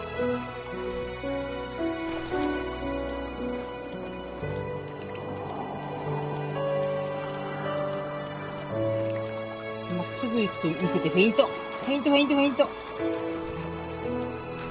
そう。I think my dad was the opposite of your dad in almost every way. Except he was in the military as well. He coped with alcohol of every kind. The trailer started falling apart, he got angry, and I withdrew. More and more I became the weird quiet kid who ate lots of organs and carried dog biscuits around. I think we were pretty similar when it came to being the weird kids. And that same sincerity in college was one of the reasons I was so drawn to you. You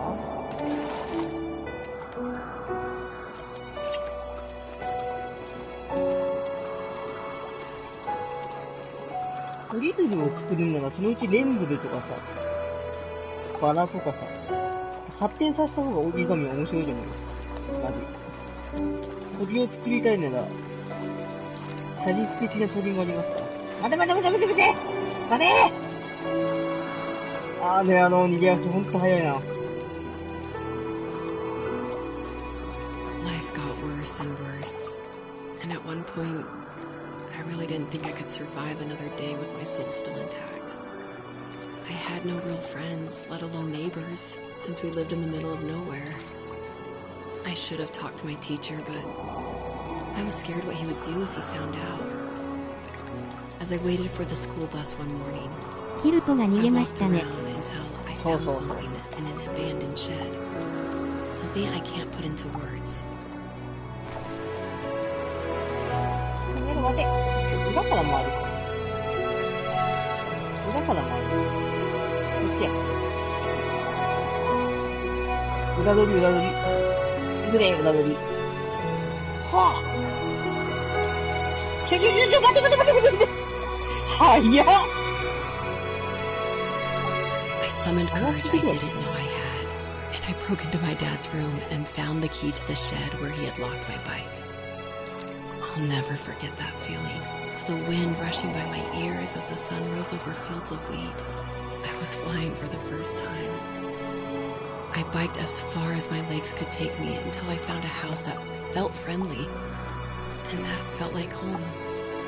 Those strangers helped me in so many ways. And if it wasn't for them, I wouldn't have found my foster family.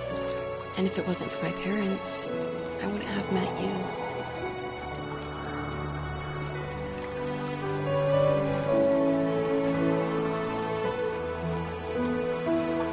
味のない素振りで素通りするふりをしてからのフェイント。はい、待て、これいける、いけるって。ひどっ。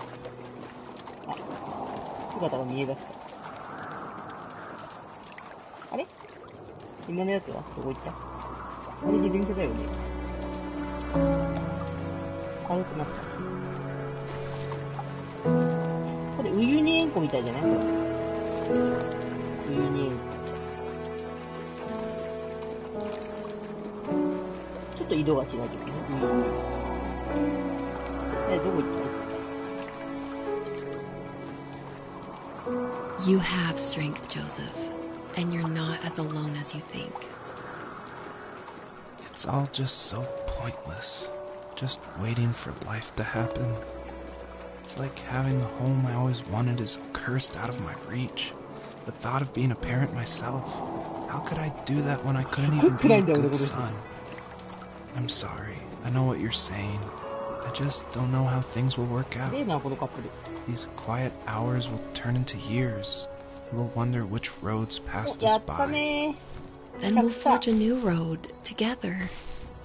Besides, I discovered for myself that one fateful morning where any hopeful road leads to.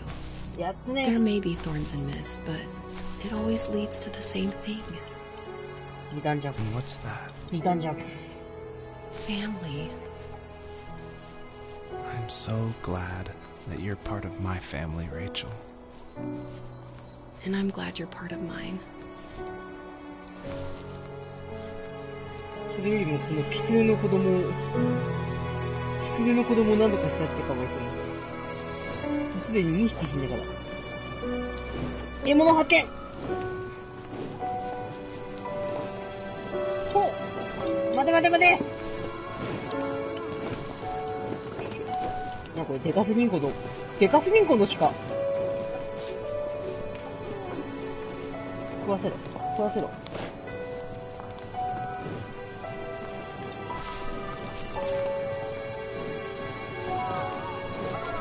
この鹿でかすぎん？マジで。おお、でかすぎるやろ。なにこれ。でっか。この大実おかしい。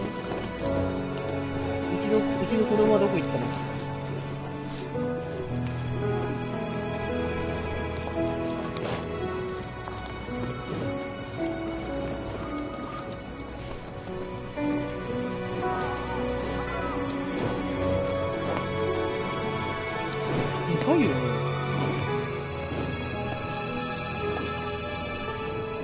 おかしいぐらいでかいよね。なんかあとの縮尺がおかしいんかな。違うやろ、でかいやろ。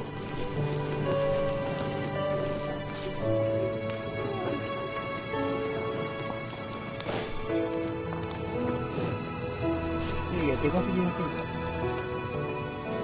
怖っ。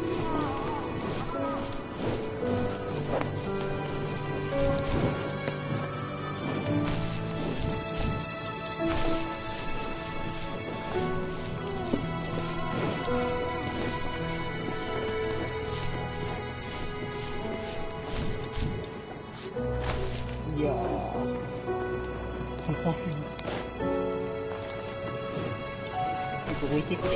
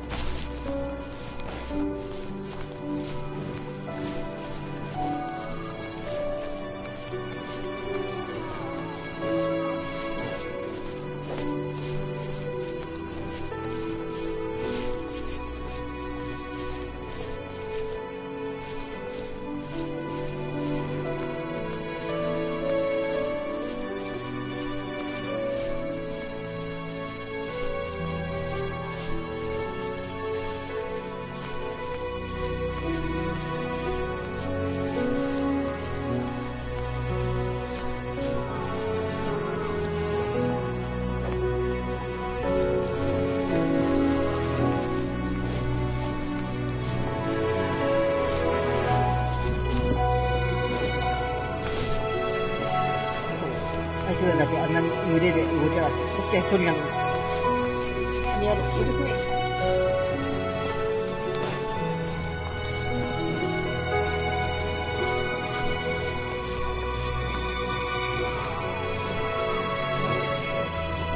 このキツネちゃんには何か目的とかあるんですか？なんかね、子供を探してる。多分ね、子供を探してるらしい。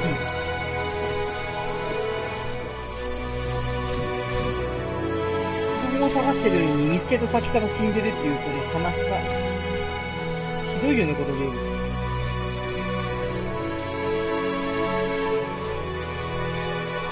世界征服でしょ？キツネが子供を探して3000里。そう。マジで3000里ぐらい走ってるような気がする。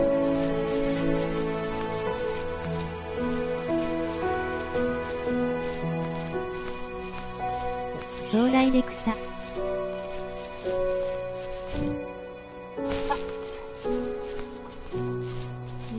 ここは登れてますね。あれほう。よ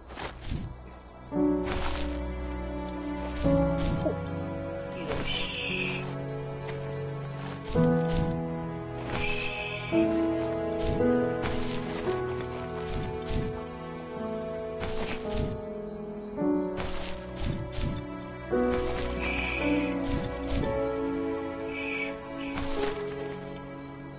まずはマンダさんを借りに行くところからですね。籠城戦でキツネが躍動するゲーム。籠城戦でキツネが躍動するゲーム。マンダさんを借りに行く？マンマは何の役に立つの？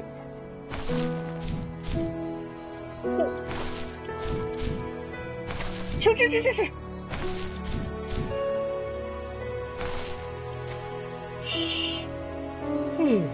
登ったね。よし。はっはっは。ここら辺にも何かあるでしょう。私は知っている何かがあるね。そんなもん荷物持ちに決まってるでしょう。マジで荷物持ってくれるの？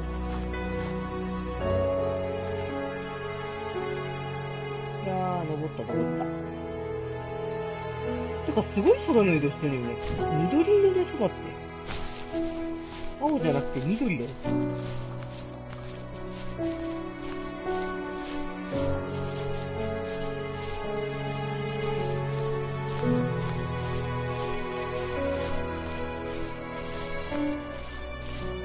私の最後の子供はどこだ？優しい。私の最後の子供はどこだ？あ、またシーンが変わった。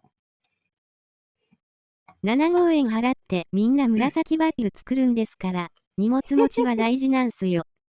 速度には影響出ないぜ。あ、今度なんか Fox knew her last cub would be waiting for her at the first tree. 下で待ってること。She was almost there. The rain cascaded onto the jade valley where the entrance to the tree was.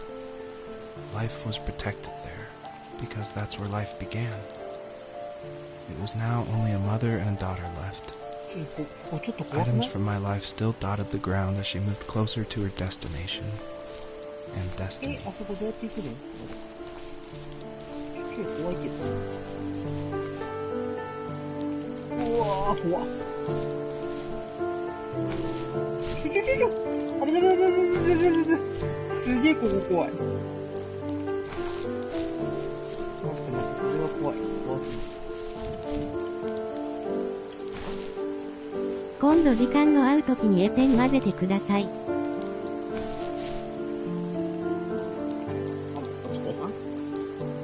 あ、はい。やりましょう。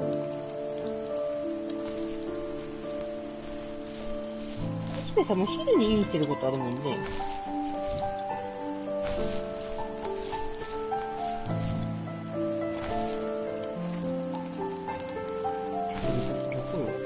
やりましょうって言ってるけど、私、クソ弱いけどね。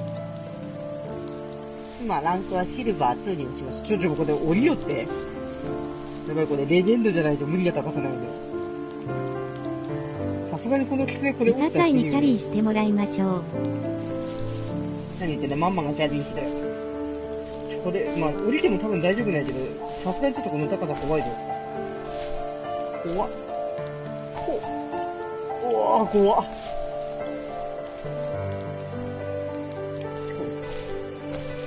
やったー。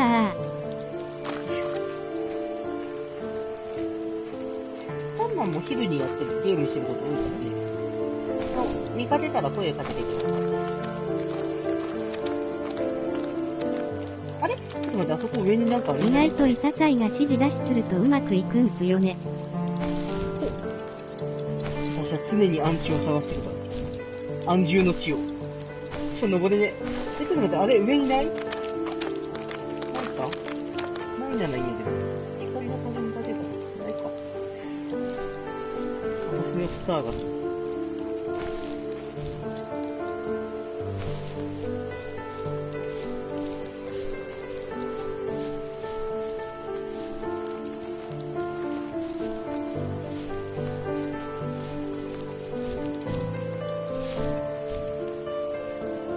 ここになかったっけ？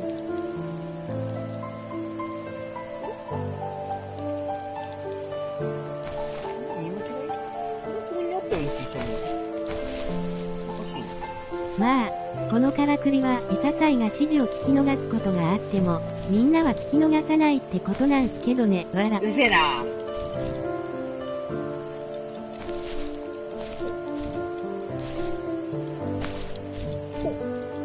来い。くそ。もうみんな人の話を聞いてるもんだわ。よし、これだ。完璧。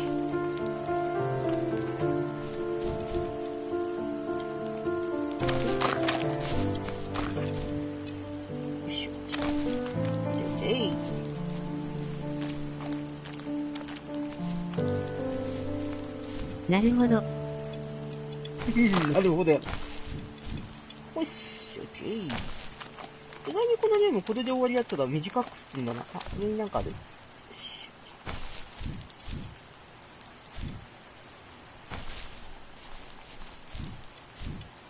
なんかある。よし、オッケー。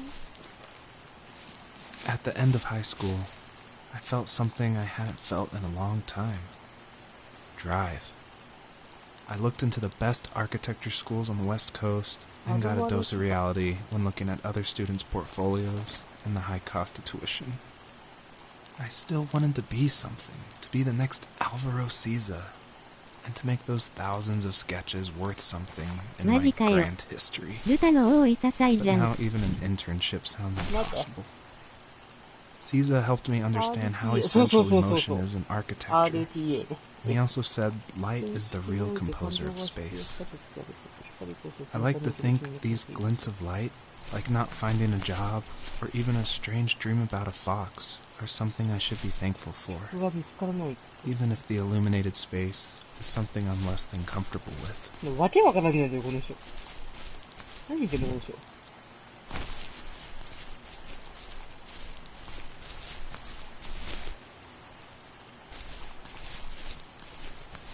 キングイザゼーさん。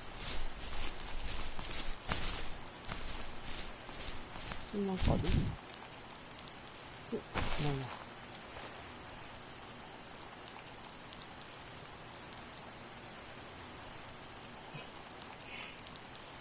お、なんだ。何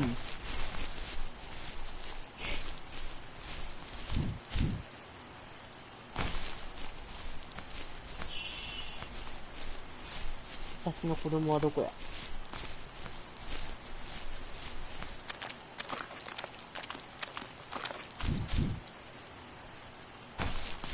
なんかそこにお家あるけど。ラー油振ってるのかと思いました。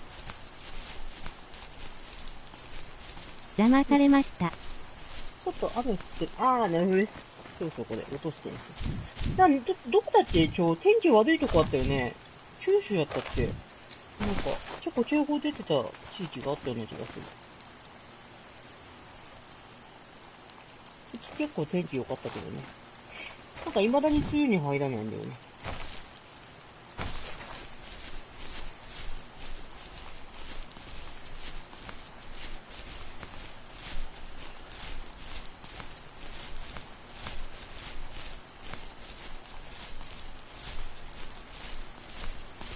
お、なんかある。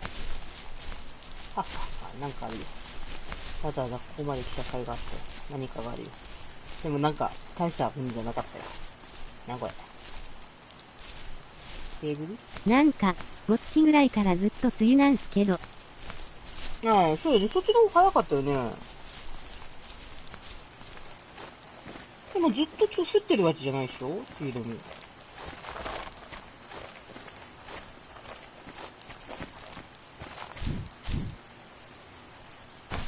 何もないんだ。あ、でもうちの方に行かんなんてことか。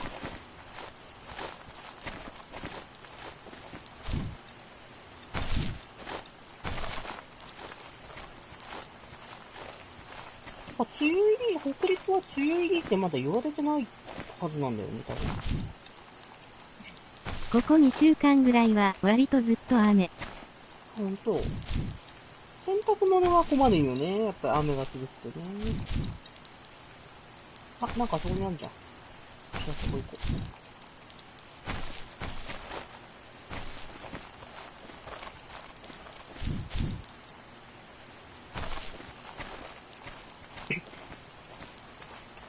なんか布団とかも洗濯したいけど乾かねえからさ。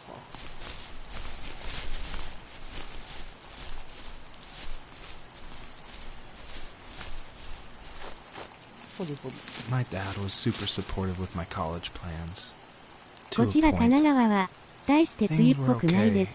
until ほ this んと。 terrible あ、じゃあ梅雨 accident 入りはしてん happened. だ。 I guess a forklift flipped over due to a bad axle and it crushed one of the workers there. My dad didn't eat for days, even though he wasn't directly involved. It devastated him. Not only did it hurt the business, but it just freaked him out. He would talk in his sleep, muttering things about firing people and saying sorry. One fateful day he approached me, said that since my school search wasn't going well, I should finally be a man and take over the family business. He said one day he was going to die, and that all of his work, sacrifice, and even that man's life would be wasted in vain. I just lost it. Teenage me just exploded at the thought. I screwed up. I said things I shouldn't have. He was having a crisis, and I pretty much spit in his face.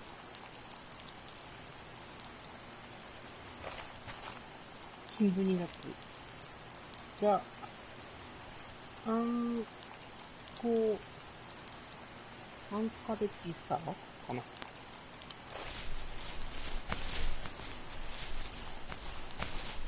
みんないろいろ人生を後悔してますね。悲しいことや。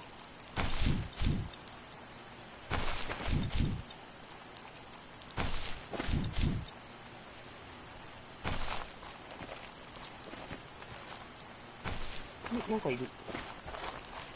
なんかいるけど。なんかあるか。なんだ？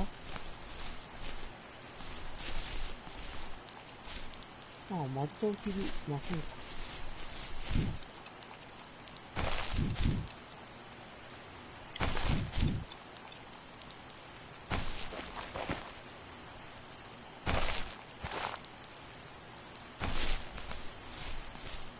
あれ？うちはどこ行った？あそこどうやって登るんだ？あった、このとこに行こう。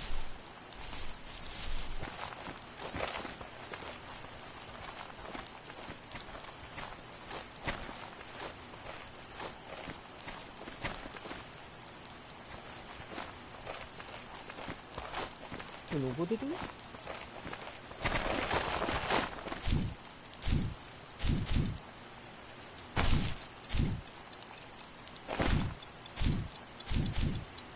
登れたわ。なんだかんだオリンパス、出たシーズンぐらいしかまともにやってない。あれ登れなくないこれ。ここじゃないの？入っているか。登れな。あ、登れた。よいしょ。入れてよ。あれ進めないんだ、これ。じゃあどこ行くの？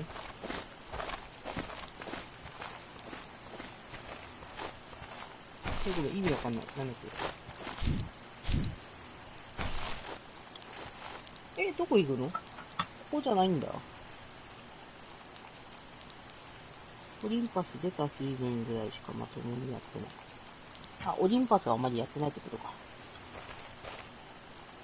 今回、ランクの後半、オリンパスになってたね。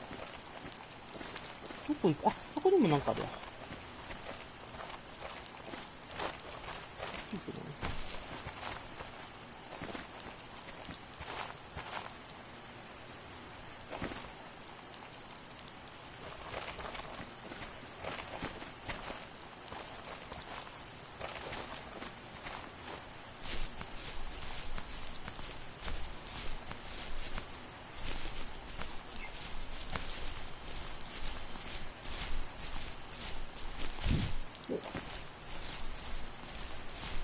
入れないよ。入れないけど。見えない。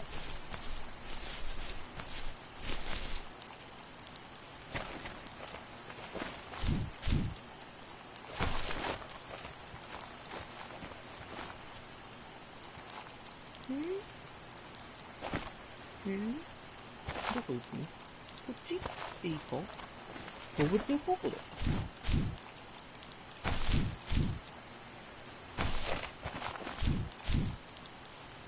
こっちや。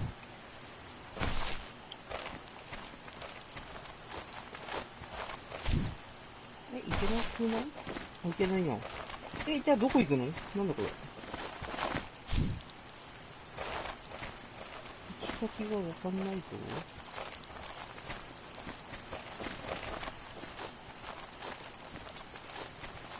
あれ？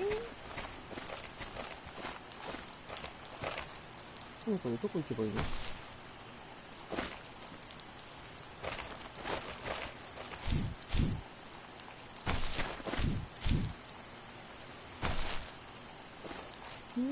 謎。こ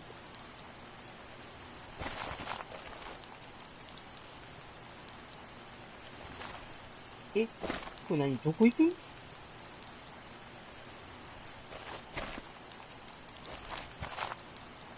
わかんないな。あそこなんか白いか？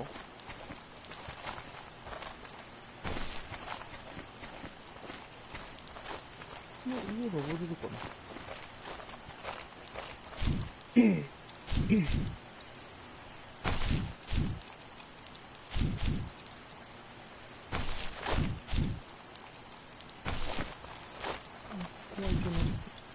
いけないか。いけなそうかな。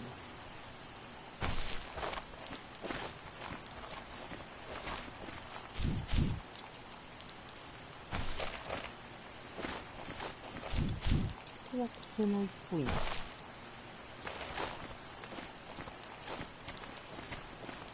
わけがわからんぞ。どこ行くんや？ペットは、なんかあるな。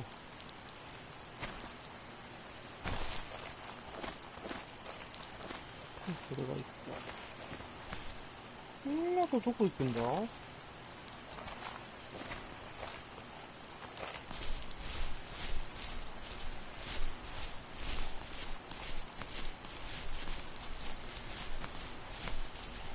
あれか？なんかあるな。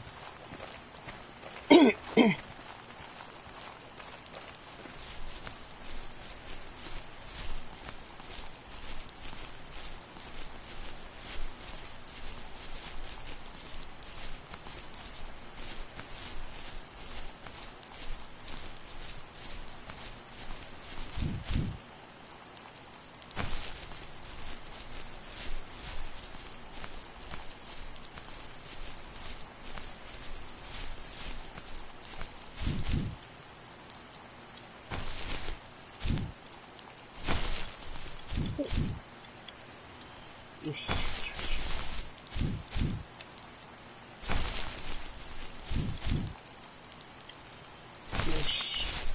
オッケー。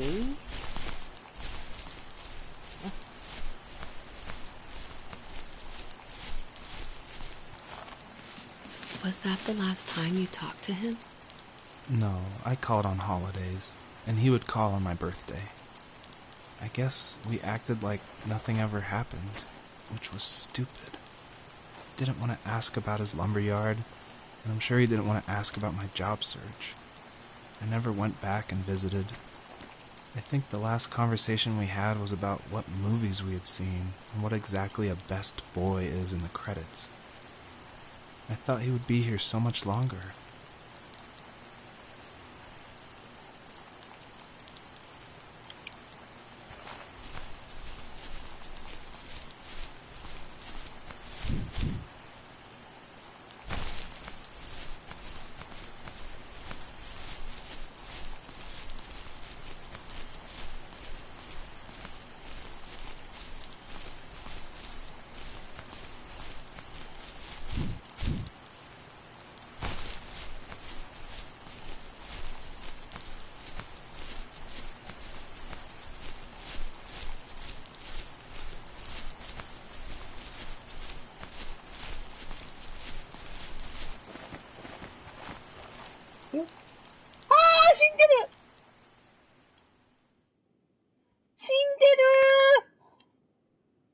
In the distance, the first tree illuminated the wasteland.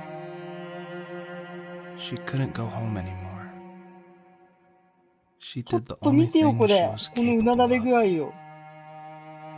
moving forward.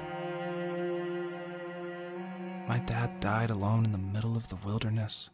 死んでる。こ I れは should 子 have 作り been 瀬戸 talking ね。 to him more. かわい I そ should う。 have done a lot of things differently. ひどい。 If the first tree on earth brought life with it,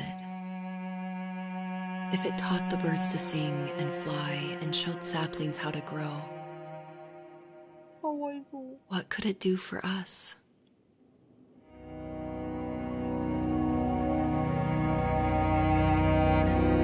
背中に送ってくるね、これ。見てほどこんなうなだれちゃって、私。うわー、かわいそう。他で動きたくないんですよ、かわいそうすぎて。子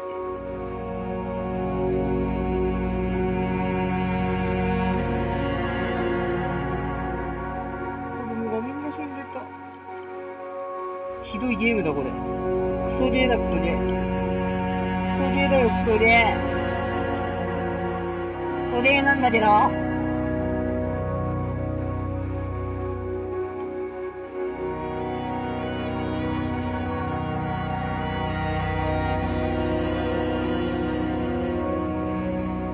加えて持ってこうぜ、この子。かわいそう。見てほどうなだれちゃってかわいそうに。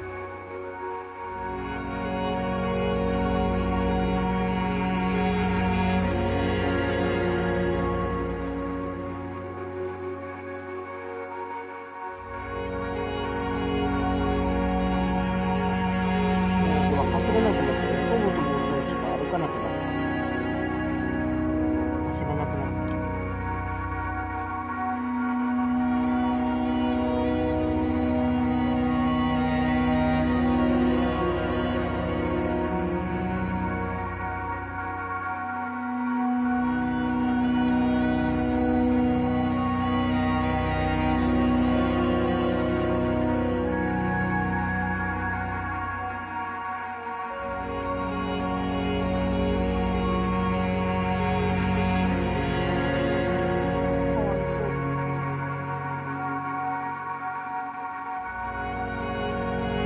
意外に遠いな、全然近づいてこんでる。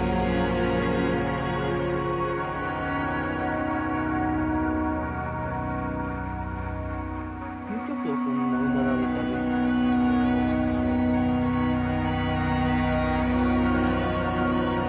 There was a letter I received yesterday from a name I didn't recognize, with a quote I can't stop thinking about. Death is not the opposite of life, but a part of it.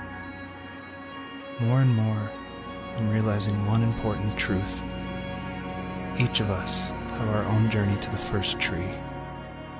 But sometimes I'm not sure I'm ready to take that first step. You already have my love.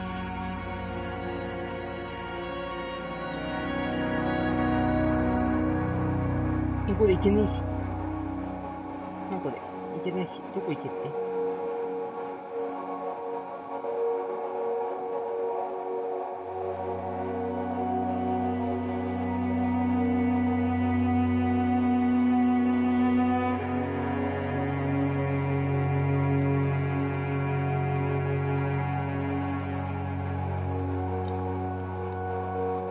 うなられてジャンプもしなくなった。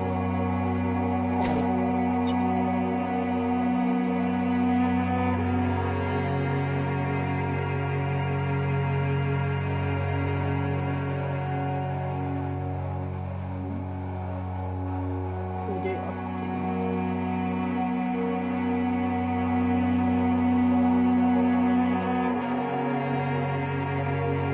ここ行けねえじゃん。なんこれ。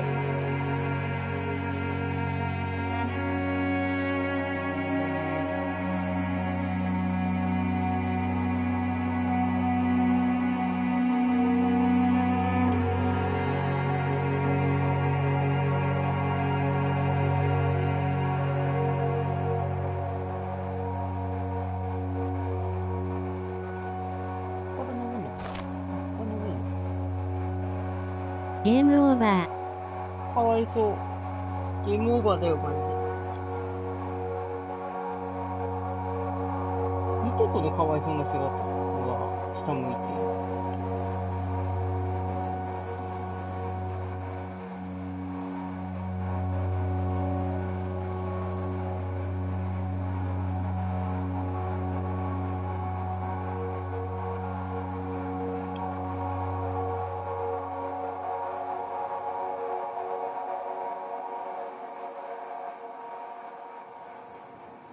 動かんくなった。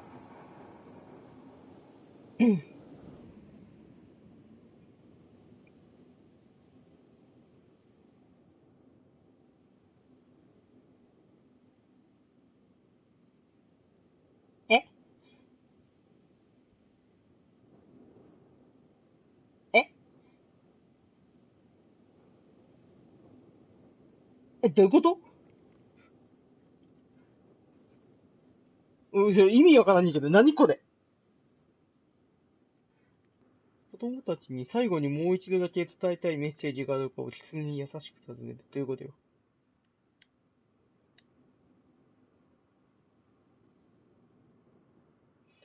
ごめん、意味わからんねんけど。何これ？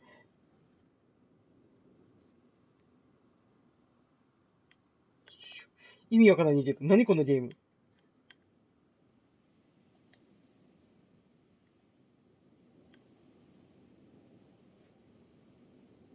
これ一文字、星の数で一文字ずつ書けるってこと？はぁ？わけわからんねんけど、何これ？最後にもう一度だけ伝えメッセージがあるか。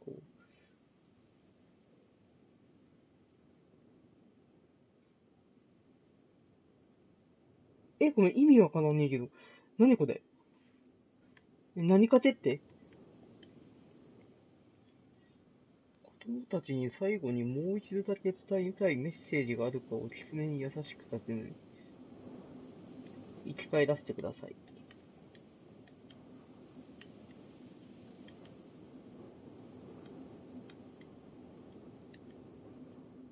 ゾンビやな。生き返るの回路とこれでよかったっけ？生き返るこれでいいんか。どっか、抜ける。はい。星の数が文字数になる。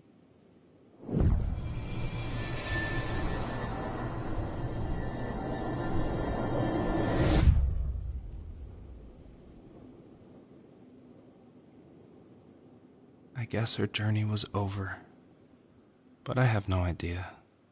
It was only a dream. A distraction from tomorrow. I don't think dreams normally bring back to memory so many important feelings. Maybe it was just a dream, but it was also a gift. Yeah, I suppose. But tomorrow we're getting on a plane to the last place on Earth I want to be. The only person that would have made the trip worth it is gone.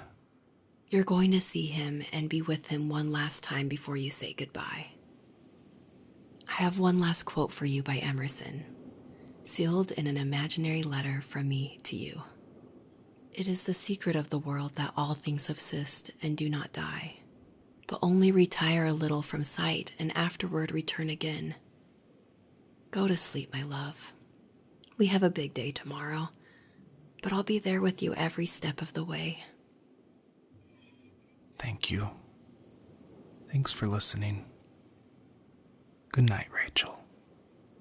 Good night, Joseph.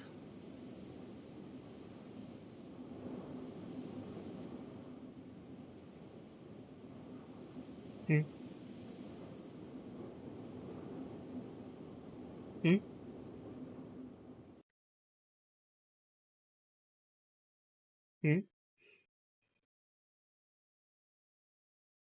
なんだこれ。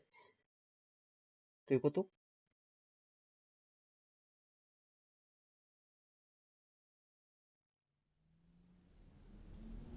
？6ヶ月後？どういうこと？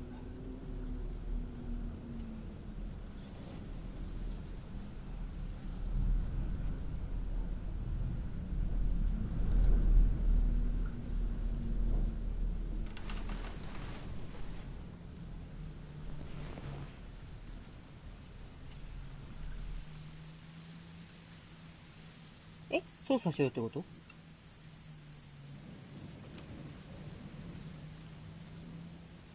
これレイチェルじゃないの？死んでる？レイチェル死んでる？何これ？意味がわかんねえマジで。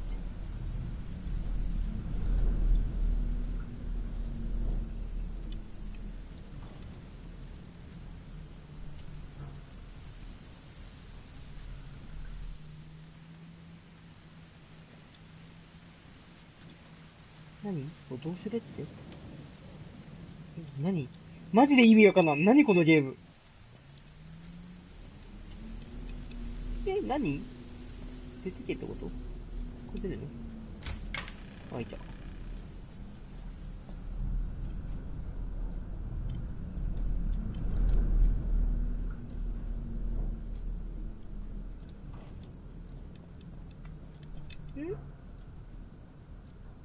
メモリー。なんかずれた。マジでごめん、意味わからん。どうしろって。なんかモテるわけじゃないし。取れないよ。終わるの。ベッドルーム。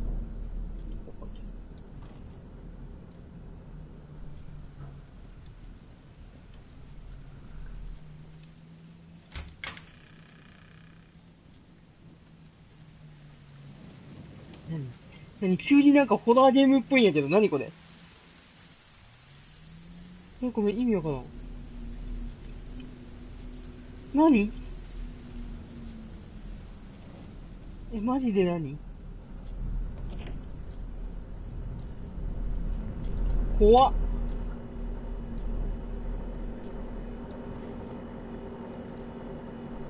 すみません、マジ怖いんですよ。何これ？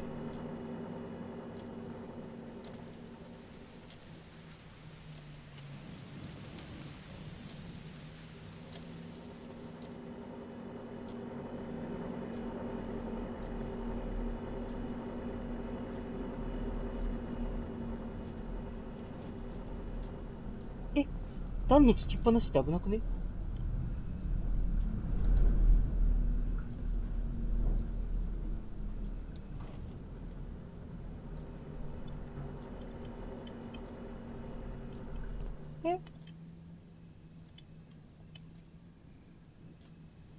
何これ？どうすんの？マジで意味がわからん。なんかどうすんの？こっちか？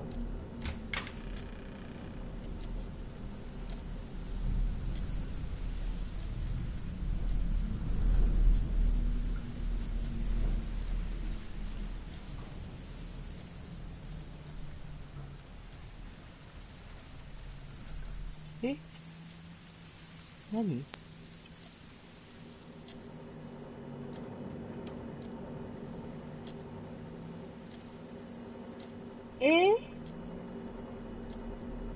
どうしろっていうのこれ、マジで。あ、外になった。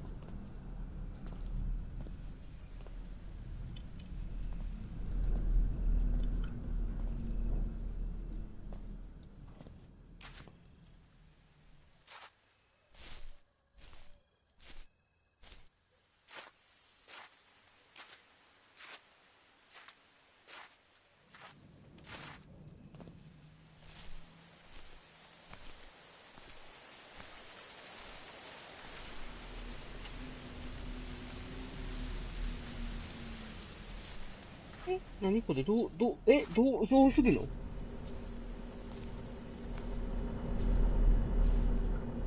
ごめんなさい、意味はわかんないんですけど。どれってこと？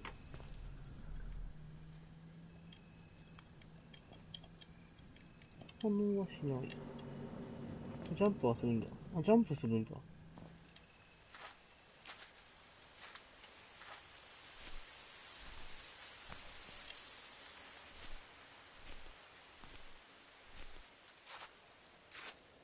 ごめん、何？急にホラーゲーム感が出たけど。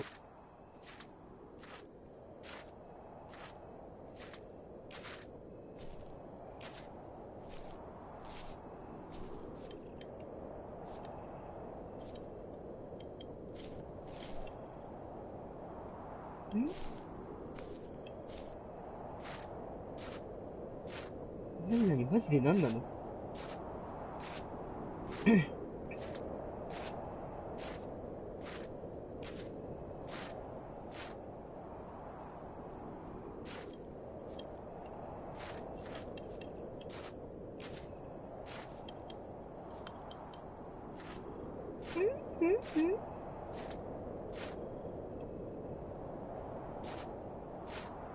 えどうしろと？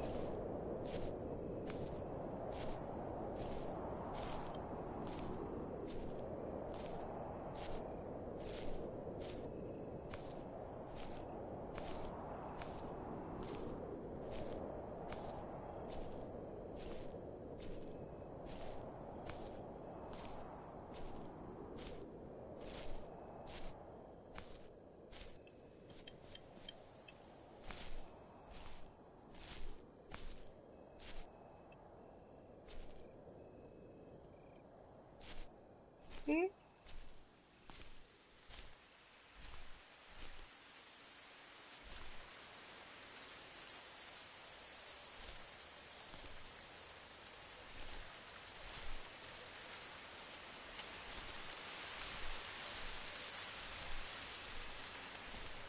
意味がわかんないよ。マジで意味がわかんないよ。何これ？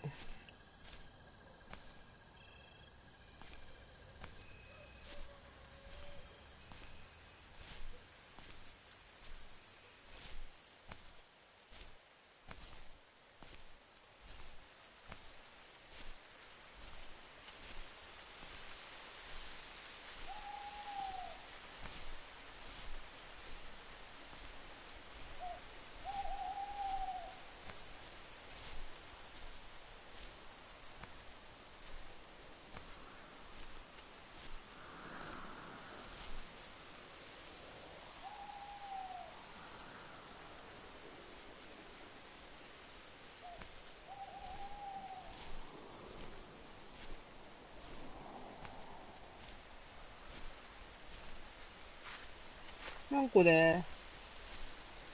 これどうしろって？てかもう2時半やな。寝なきゃ明日仕事なのに。とりあえず、これは一回終わろうかな。なんか予想外になんか続きそうな。いかにも終わりそうやったのに終わんないって何これっていう話です。これ一回終わろうかな。なんか、ホラーゲーム感半端ないし。終わるか。一回。ね。2時半やから寝ないと明日仕事なのに。うん。とりあえず終わろうかな。またいつか、よくわからんけど続きを。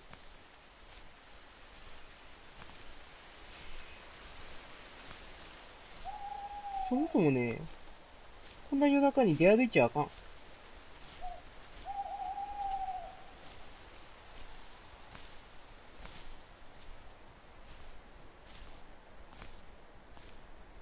何をすればいいのかさっぱりわからんし。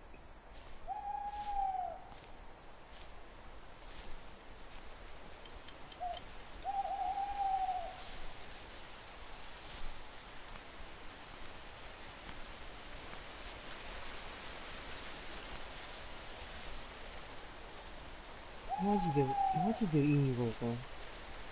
何これどうしろって。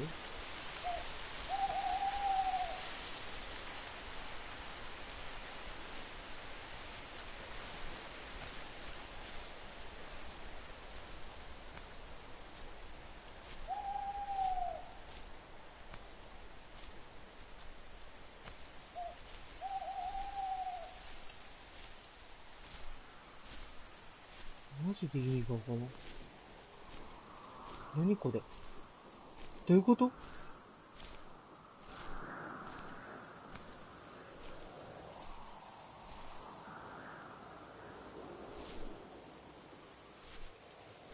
れ以上進めない。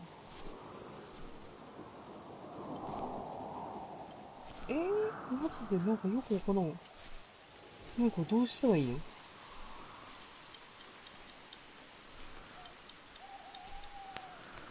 意味がわからん。何これ。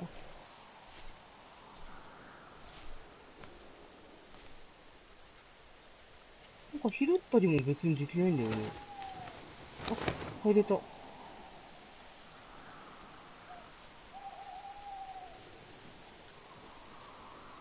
え、え、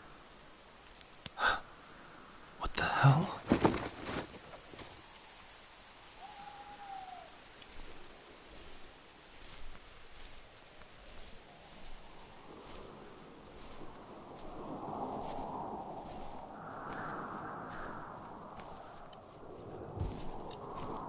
走るんだ、この人も。